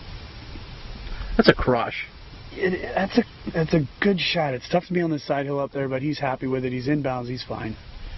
Let's check in with the women from hole number 15. Through 14 holes, hot round is Paige Pierce at 4 down, Jennifer Allen with 1 down, Jessica Weiss finding herself up on top, sitting at 2 under par, just behind our leader in Paige Pierce. Paige ripping a drive from the women's tee on hole number 15. This hole plays from right to left, also has a mandatory. Sarah Holcomb's trying to play that hyzer, the backhand hyzer, hangs it out high and wide. And Jennifer Allen needs to take advantage of her extra distance here. Whether it's high and in the air or a low skip, she's got to play that extra distance. This hole sets up great for a power right-handed hyzer.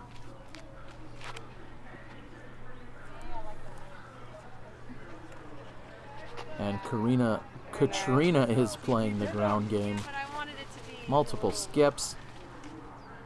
Now she's going to move to the forehand approach shot to put herself on the dance floor. She's looking at a birdie from inside 18 feet. Paige blessed with the standstill approach. She's right next to the pin. Katrina might be a little more than 18 feet, but she takes it down, finds her putting stroke. She's got just 3 to play. And a birdie for Paige Pierce. 16's uphill with a dangerous basket.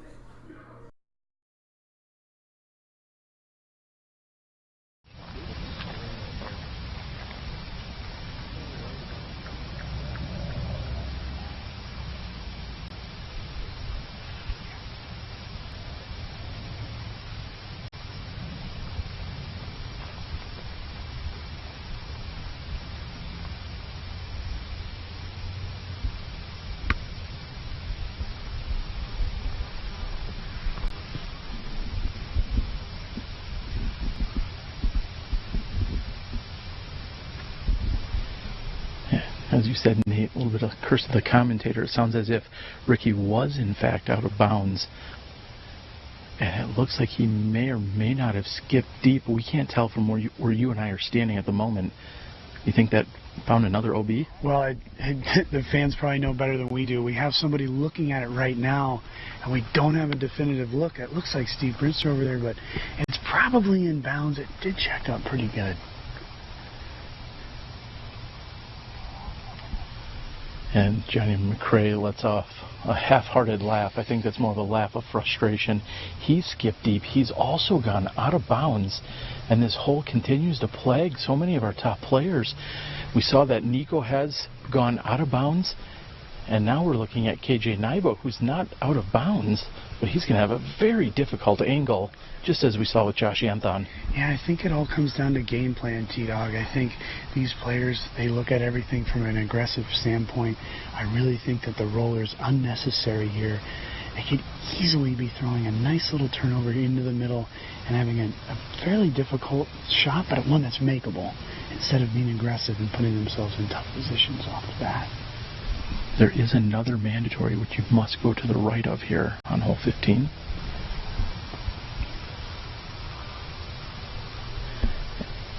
And a great play there by KJ. He's playing it low and off the ground. Not quite enough power to get all the way to the pin, but it looks like he'll have about a 50, maybe 60 footer. No, I think he actually is just outside the first circle. Probably, I would guess 40 feet. Of course, we'll find out here in a second, T-Dog.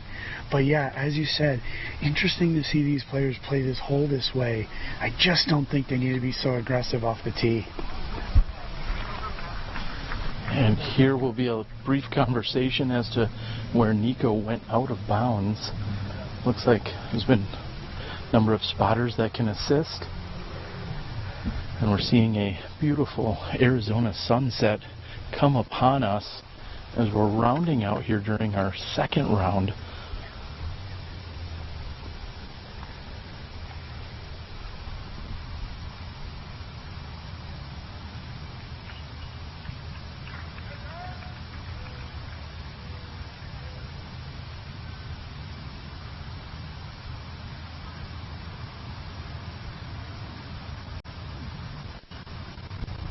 Nico's looking for some skip on that, and gets around the tree, and that was a great play by LeCastro. I think he's going to walk away with a pop. Dave, right now, we're looking at the scoreboard. He has zoomed his way right back up that bad boy, which is good for him, and he actually played that perfectly. You actually want to swing the disc around that small pine tree.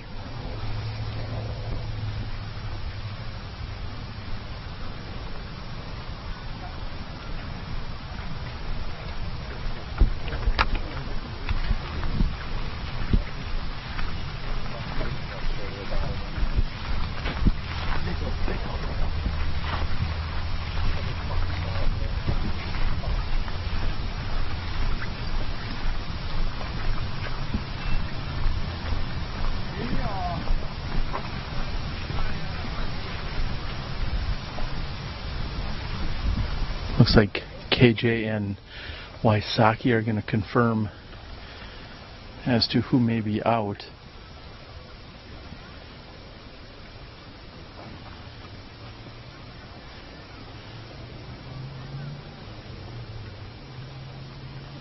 And it looks like Wysocki will be putting first.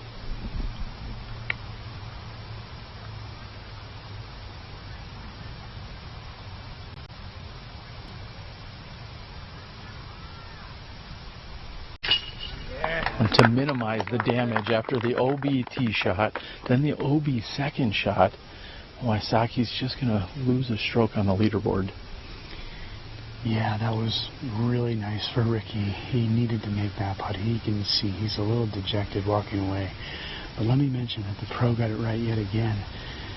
KJ Niebel is about 40 feet out here, putting for birdie.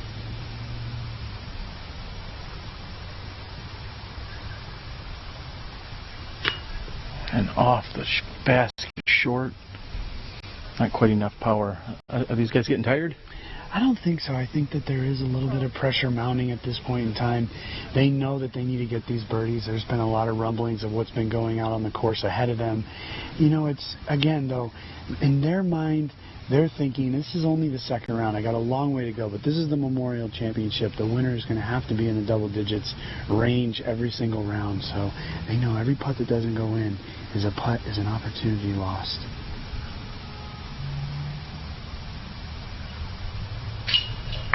And Johnny McRae makes from just inside the sidewalk. Nico LaCastro will be last to putt. And Nico really was pretty much just a tap in. I can't imagine he's going to come up with yet a different putting stance for this one. We're going wide angle straddle. I think eventually we might have to break it down if he straddled to the left, straddled to the right. Which one was it? It usually goes to the right. I think that's what right-handers prefer most of the time. And Nico cleans up for the par after the errant tee shot. We'll see you guys on 16 in just a few moments after KJ putts out.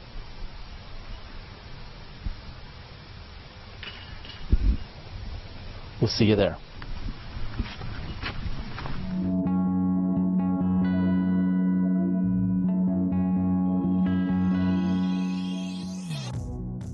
The Dynamic Disc Recruit is a tournament quality basket at a practice level price.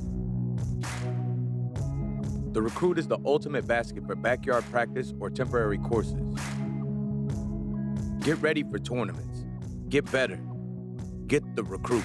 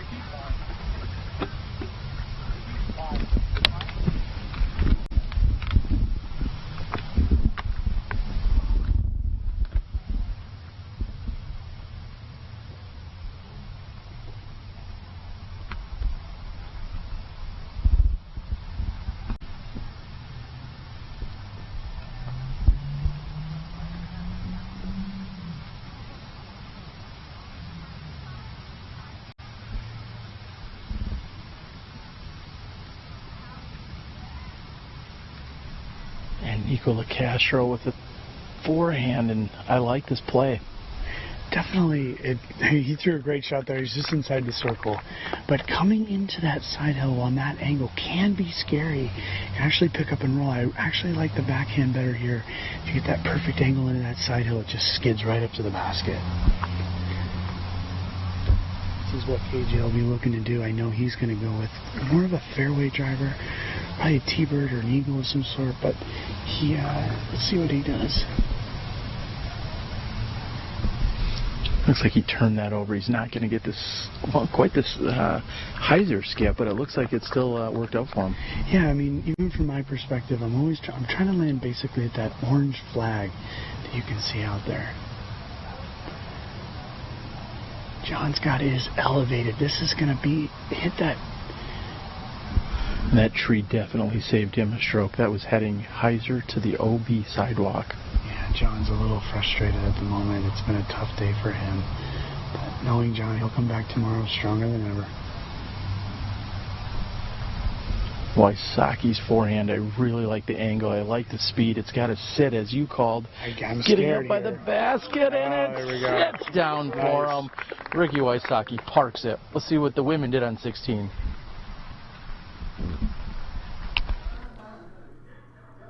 Our leader, Paige Pierce, sits at 7 under par, 5 down for the round. No one is even close to touching her score this round. And she plays that to the right hillside, outside circle 1.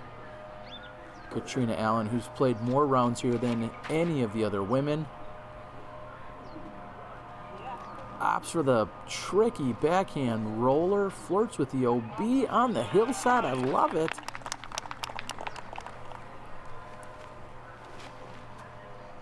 This sets up nicely as the angle of Holcomb's forehand comes in, plays up toward the hillside, creeps up the hill just a bit. Again, a great opportunity for someone with the power and the distance of Jennifer Allen to put this up next to the basket. Comes up short and left. She's looking at an uphill putt from there. She's going to run it. Oh, and it's going to burn her as it's coming back for the tournament roll. The tree stops it. It had another 15 or 20 feet in it if the tree wasn't there. And she's going to walk away with the bogey, giving one away here on hole number 16. We'll see if they can make up on the short 17.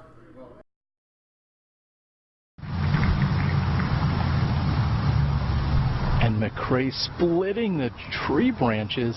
He did not have a very good angle there. That was a brave move to give it that much of a run. I really anticipated a little more of a layup and just kind of move on with the par. There's a lot of danger on this putting green. Yeah, we've seen over the years hitting off the basket, rolling out of bounds. It's one of the most dangerous greens of the entire tournament, certainly here at Vista del Camino. And if you're going to miss, I guess that's a good miss there as he hits off the top of the basket and travels just a few feet. Nate, as I move over here to 16, I have to think of a few years ago. I'm not sure if it was 4 or 5 or even 8 by now, but Nico LaCastro was in contention to win this tournament. He had putted into this basket. Somehow it slipped out on him and rolled all the way down the hill, OB. He regained composure, threw again, hit the basket, and rolled back behind him, OB, ending his run at the Memorial. Yeah, and we're going to see a potential for that come Saturday. You know, remember these holes, guys and girls out there watching. This is, you know, person who's going to win this tournament is going to come down and bury these holes. And for Ricky Wysocki to be able to throw a sidearm like that, he might have the advantage come Saturday if he's in it. And that putting stroke is on. LaCastro finds the chains and another birdie. And I don't want to misconstrue it out there, anyone. I know I've talked about Nico's putting stance. You can't argue with how effective it's been. It's more interesting than anything as Ricky taps in for his birdie, seeing that Nico could make a 15-footer straddle, and on the very next hole, he goes straight on from 15 feet, both without obstruction. It's something that really has just baffled me for years, but I'm not about to argue with someone of that success. It's very impressive. Well, Nico's very much so a worker. He'll, as soon as the round's over, he's putting, and that's why we end up seeing a lot of that stuff. Short walk to 17, just 2 to play. Tempercraft USA. Double-walled 18/8 stainless steel construction keeps it cold while you're hot, keeps it hot while you're cold. Get your customized growlers, tumblers, and sports bottles. With a lifetime warranty and 1% back to the planet. Tempercraft USA. Temper your thirst.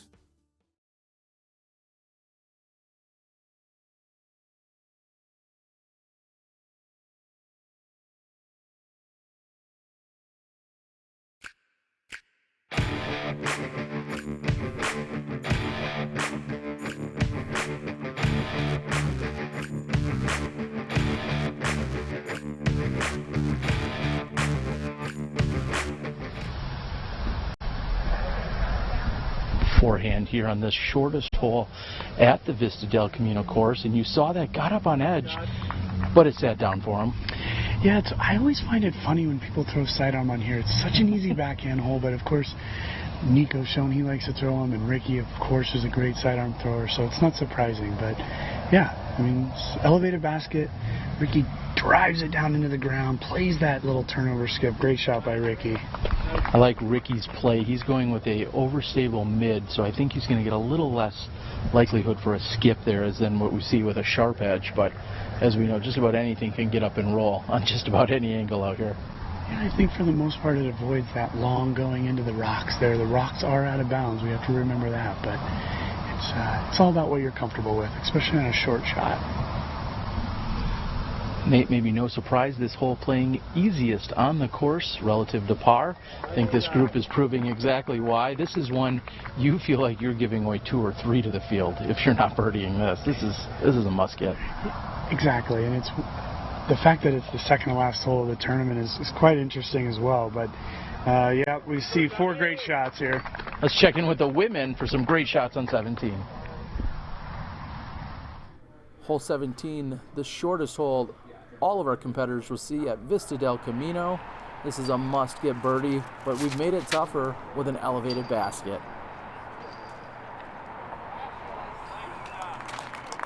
Katrina puts herself within normal Katrina putting range. Let's see if she can find that stroke again as she had it on the last hole. Speaking of roll fence. Oh, and saved. It's a good layup. One of our amazing Disc Golf Pro Tournament sponsors. Jennifer Allen slides it underneath. That's a sneaky approach. Paige Pierce ultimately throws out of bounds, goes over the wall and is deep. But Sarah Holcomb takes advantage of the wall stop, and she... And to the elevated basket here on number 17, I think there was a concession, a little give and take. They put up a wall to stop some of the OB potential, but then elevated the basket, Nate. Yeah, I'm not sure. This is interesting the way that this is all laid out. This is the first time I'm seeing this as when I practiced. None of this was here, but I don't like the wall at the bottom of the hill. I think it takes away from if there was a bad throw, but the elevated basket, it's not too bad. It's pretty easy still.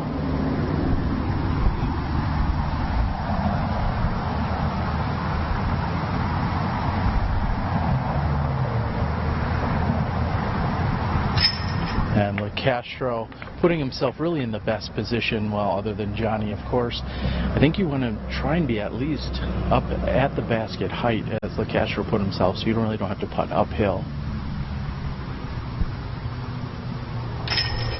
KJ, no surprise as he puts in. We've got just 1 hole to play here as we round out the front half of the Memorial Championships presented by Discraft. We'll see who's on top of the leaderboard, and we'll check in with our players after the 18th hole. We'll see you over there in just a few moments.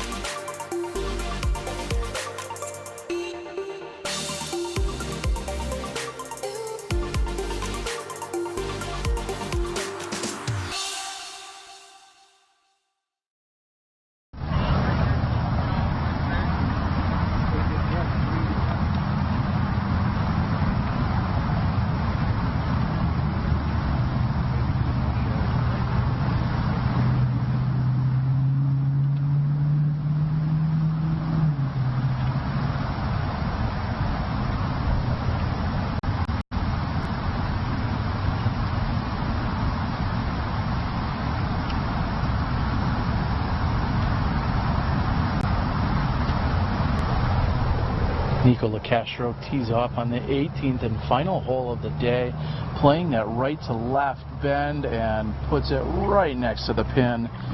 Great looking shot. If he wants any chance at remaining on the lead card, he's going to have to birdie this. Which he will. Which he will. Let me just lay this out for all the fans out there. While this hole looks daunting, it's actually quite easy. It's one of those holes where you just flip a hyzer out there, put it on a line, and everything feeds to the pin. The biggest thing you can do is get too much angle on it, which Ricky almost did. But if you just have that nice, easy skip, everything seems to feed right to the basket. So, we're really looking to see birdies on this one. But I actually have to mention how it's been nice to see Nico on this back nine. He's really picked it up, and it goes to show you, even though he didn't start off well, he really finished strong, and it's paid off.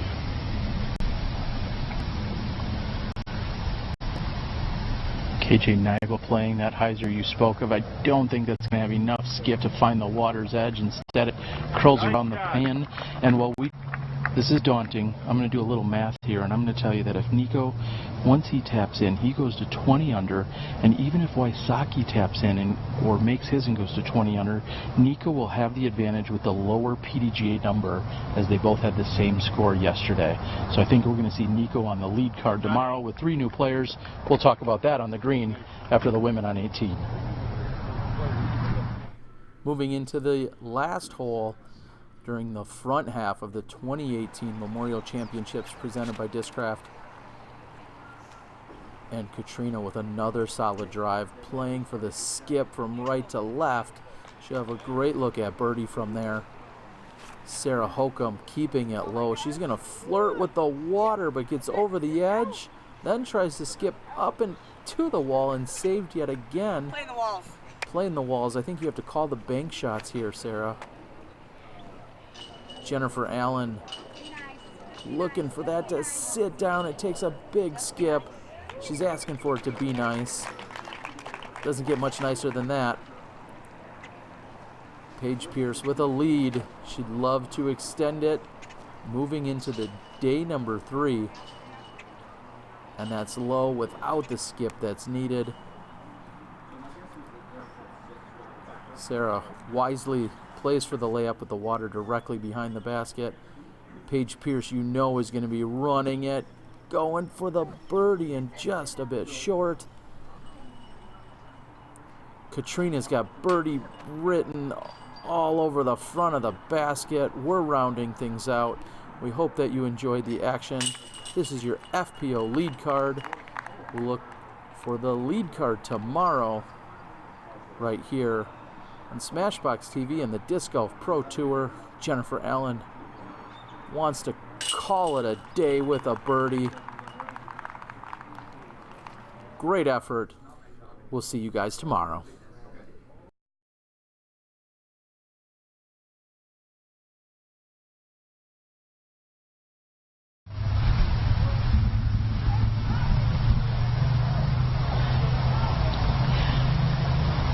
Johnny McRae will be first to putt. Then we'll talk a little bit about the implications of who we're going to likely see on the lead card tomorrow. I know we just mentioned that.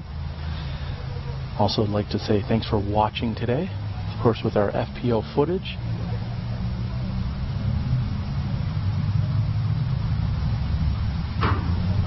Johnny thought he had it. He was ready to chase that one down.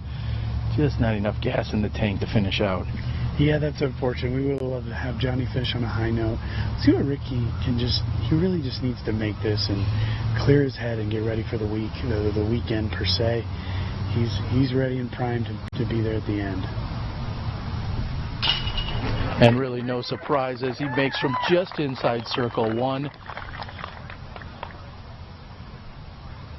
And Nico, as we said, looking at no more than 6 or 8 feet. This is a tap in. And we're going to see Nico on the lead card tomorrow. As he threw that one a little bit high. Any doubts? No, I don't think so. Those new baskets from Discraft caught that one just fine. But yeah, we're seeing 3 birdies here and a par. It was good action today. I think it was interesting to see some of the mistakes.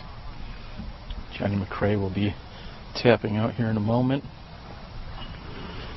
And there you have it for your lead card. And speaking of lead cards, we're going to talk a little bit about what we're going to see tomorrow. And in tomorrow's lead card, Nate, I'm going to again pull up udisclive.com. Before I even do that, I want to thank you for joining us. Of course, under these circumstances, we hated that you had to be here, but at the same time, we appreciate you stepping into the commentator role. Yeah. I hope, I did everything I could to make sure you were the shining star here. I had no problem throwing gaffes out there left and right today. Well, I hope that I could just bring a little perspective from what, the tournament players are thinking. This is my job. And so, I was out here all weekend preparing and prepping, so I know this course inch for inch. Of course, I've been playing here, but, it is unfortunate circumstances. But my goal has always been to be able to give back to disc golf in one way or another, and if I can help out in this way, it's better than just getting on a plane and going home. So. Okay, well, let's talk a little bit about what we're seeing on the MPO side. We'll also talk about the FPO side, of course. Paul McBeth shooting the 13 under par. That ties him with two others for the hottest round of the day. However, he has the outright lead at 21 under par. Simon Lizotte, who started out 8 for 8, manages to just come in at his 11 under par. He's in a tie right now.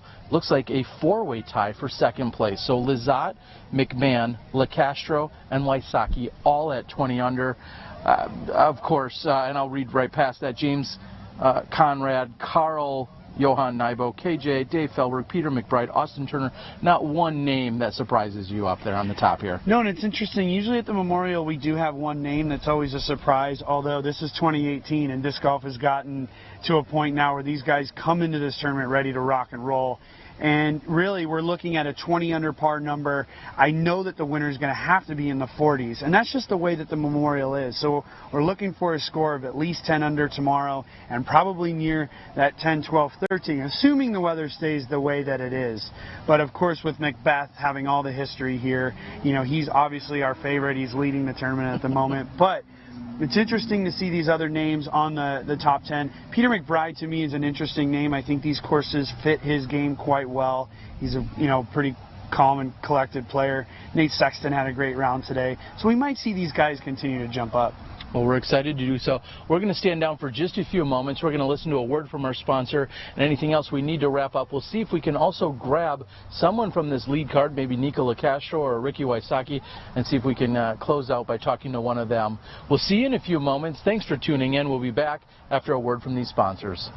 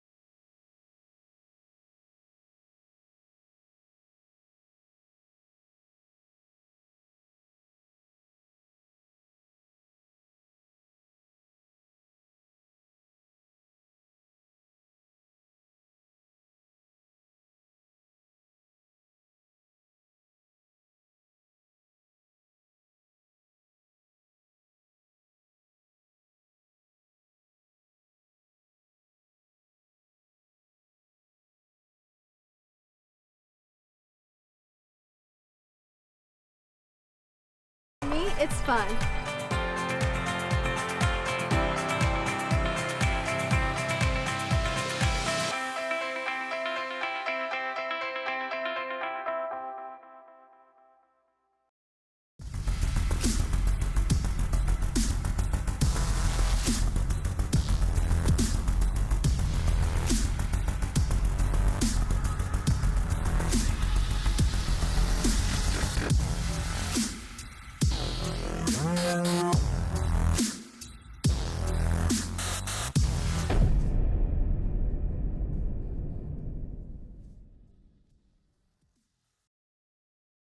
YouTube.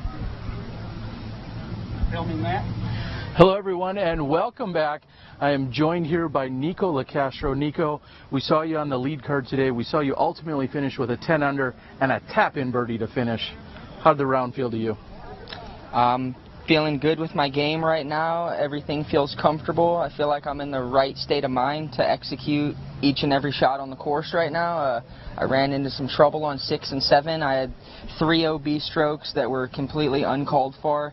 Besides that, I feel like I grinded it out on the putting green, didn't miss too many, had a couple opportunities from long range that I could have executed on, but I'm feeling comfortable going into tomorrow. I'm feeling a lot of good energy from all my fans and all my family and stuff, so I'm just trying to hold it down, represent St. Louis and Gateway Disc Sports, Fly Life Disc Golf. I'm just super stoked to be out here in nice weather with all these awesome people, and just super stoked to be playing competitive disc golf with some of the best in the world. You did just that, and that park job on the final hole secured your spot on the lead card. You and Wysocki are tied, along with 2 others, all at 20 under. I believe the tiebreaker should go to you for staying on that lead card tomorrow. You'll be on camera. We'll be out at Fountain Hills. You excited about that? I'll tell you this, I really like seeing my name at the top of the scoreboard. It looks really nice up there. It does. Well, you've been traveling internationally, and today there was an interesting situation that came up.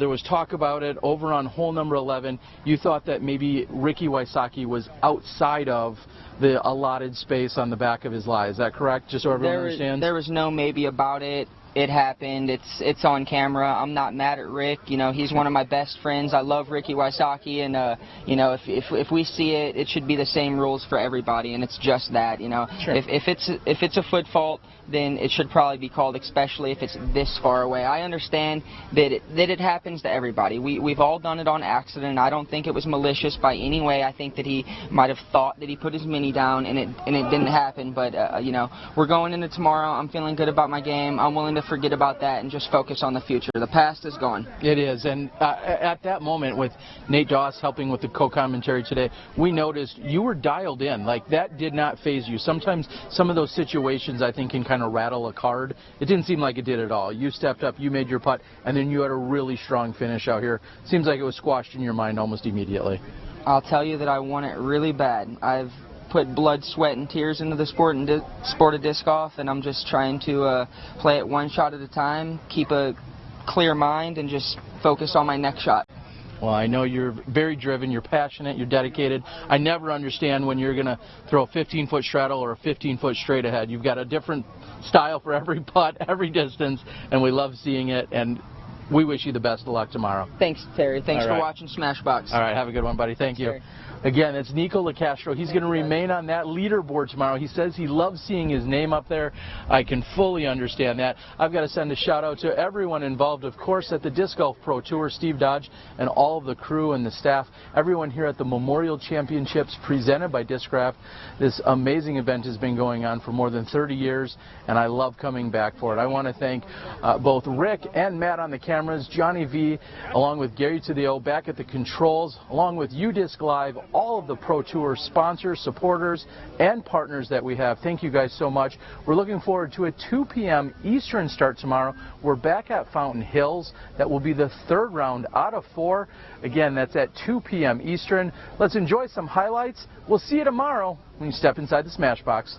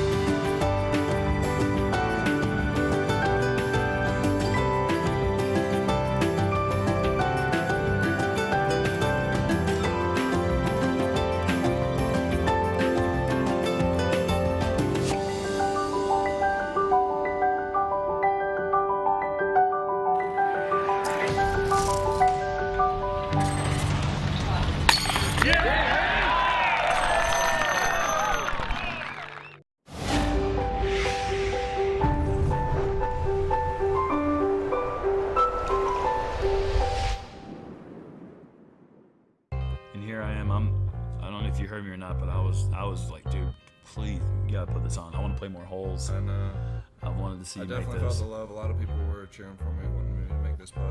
Get in there.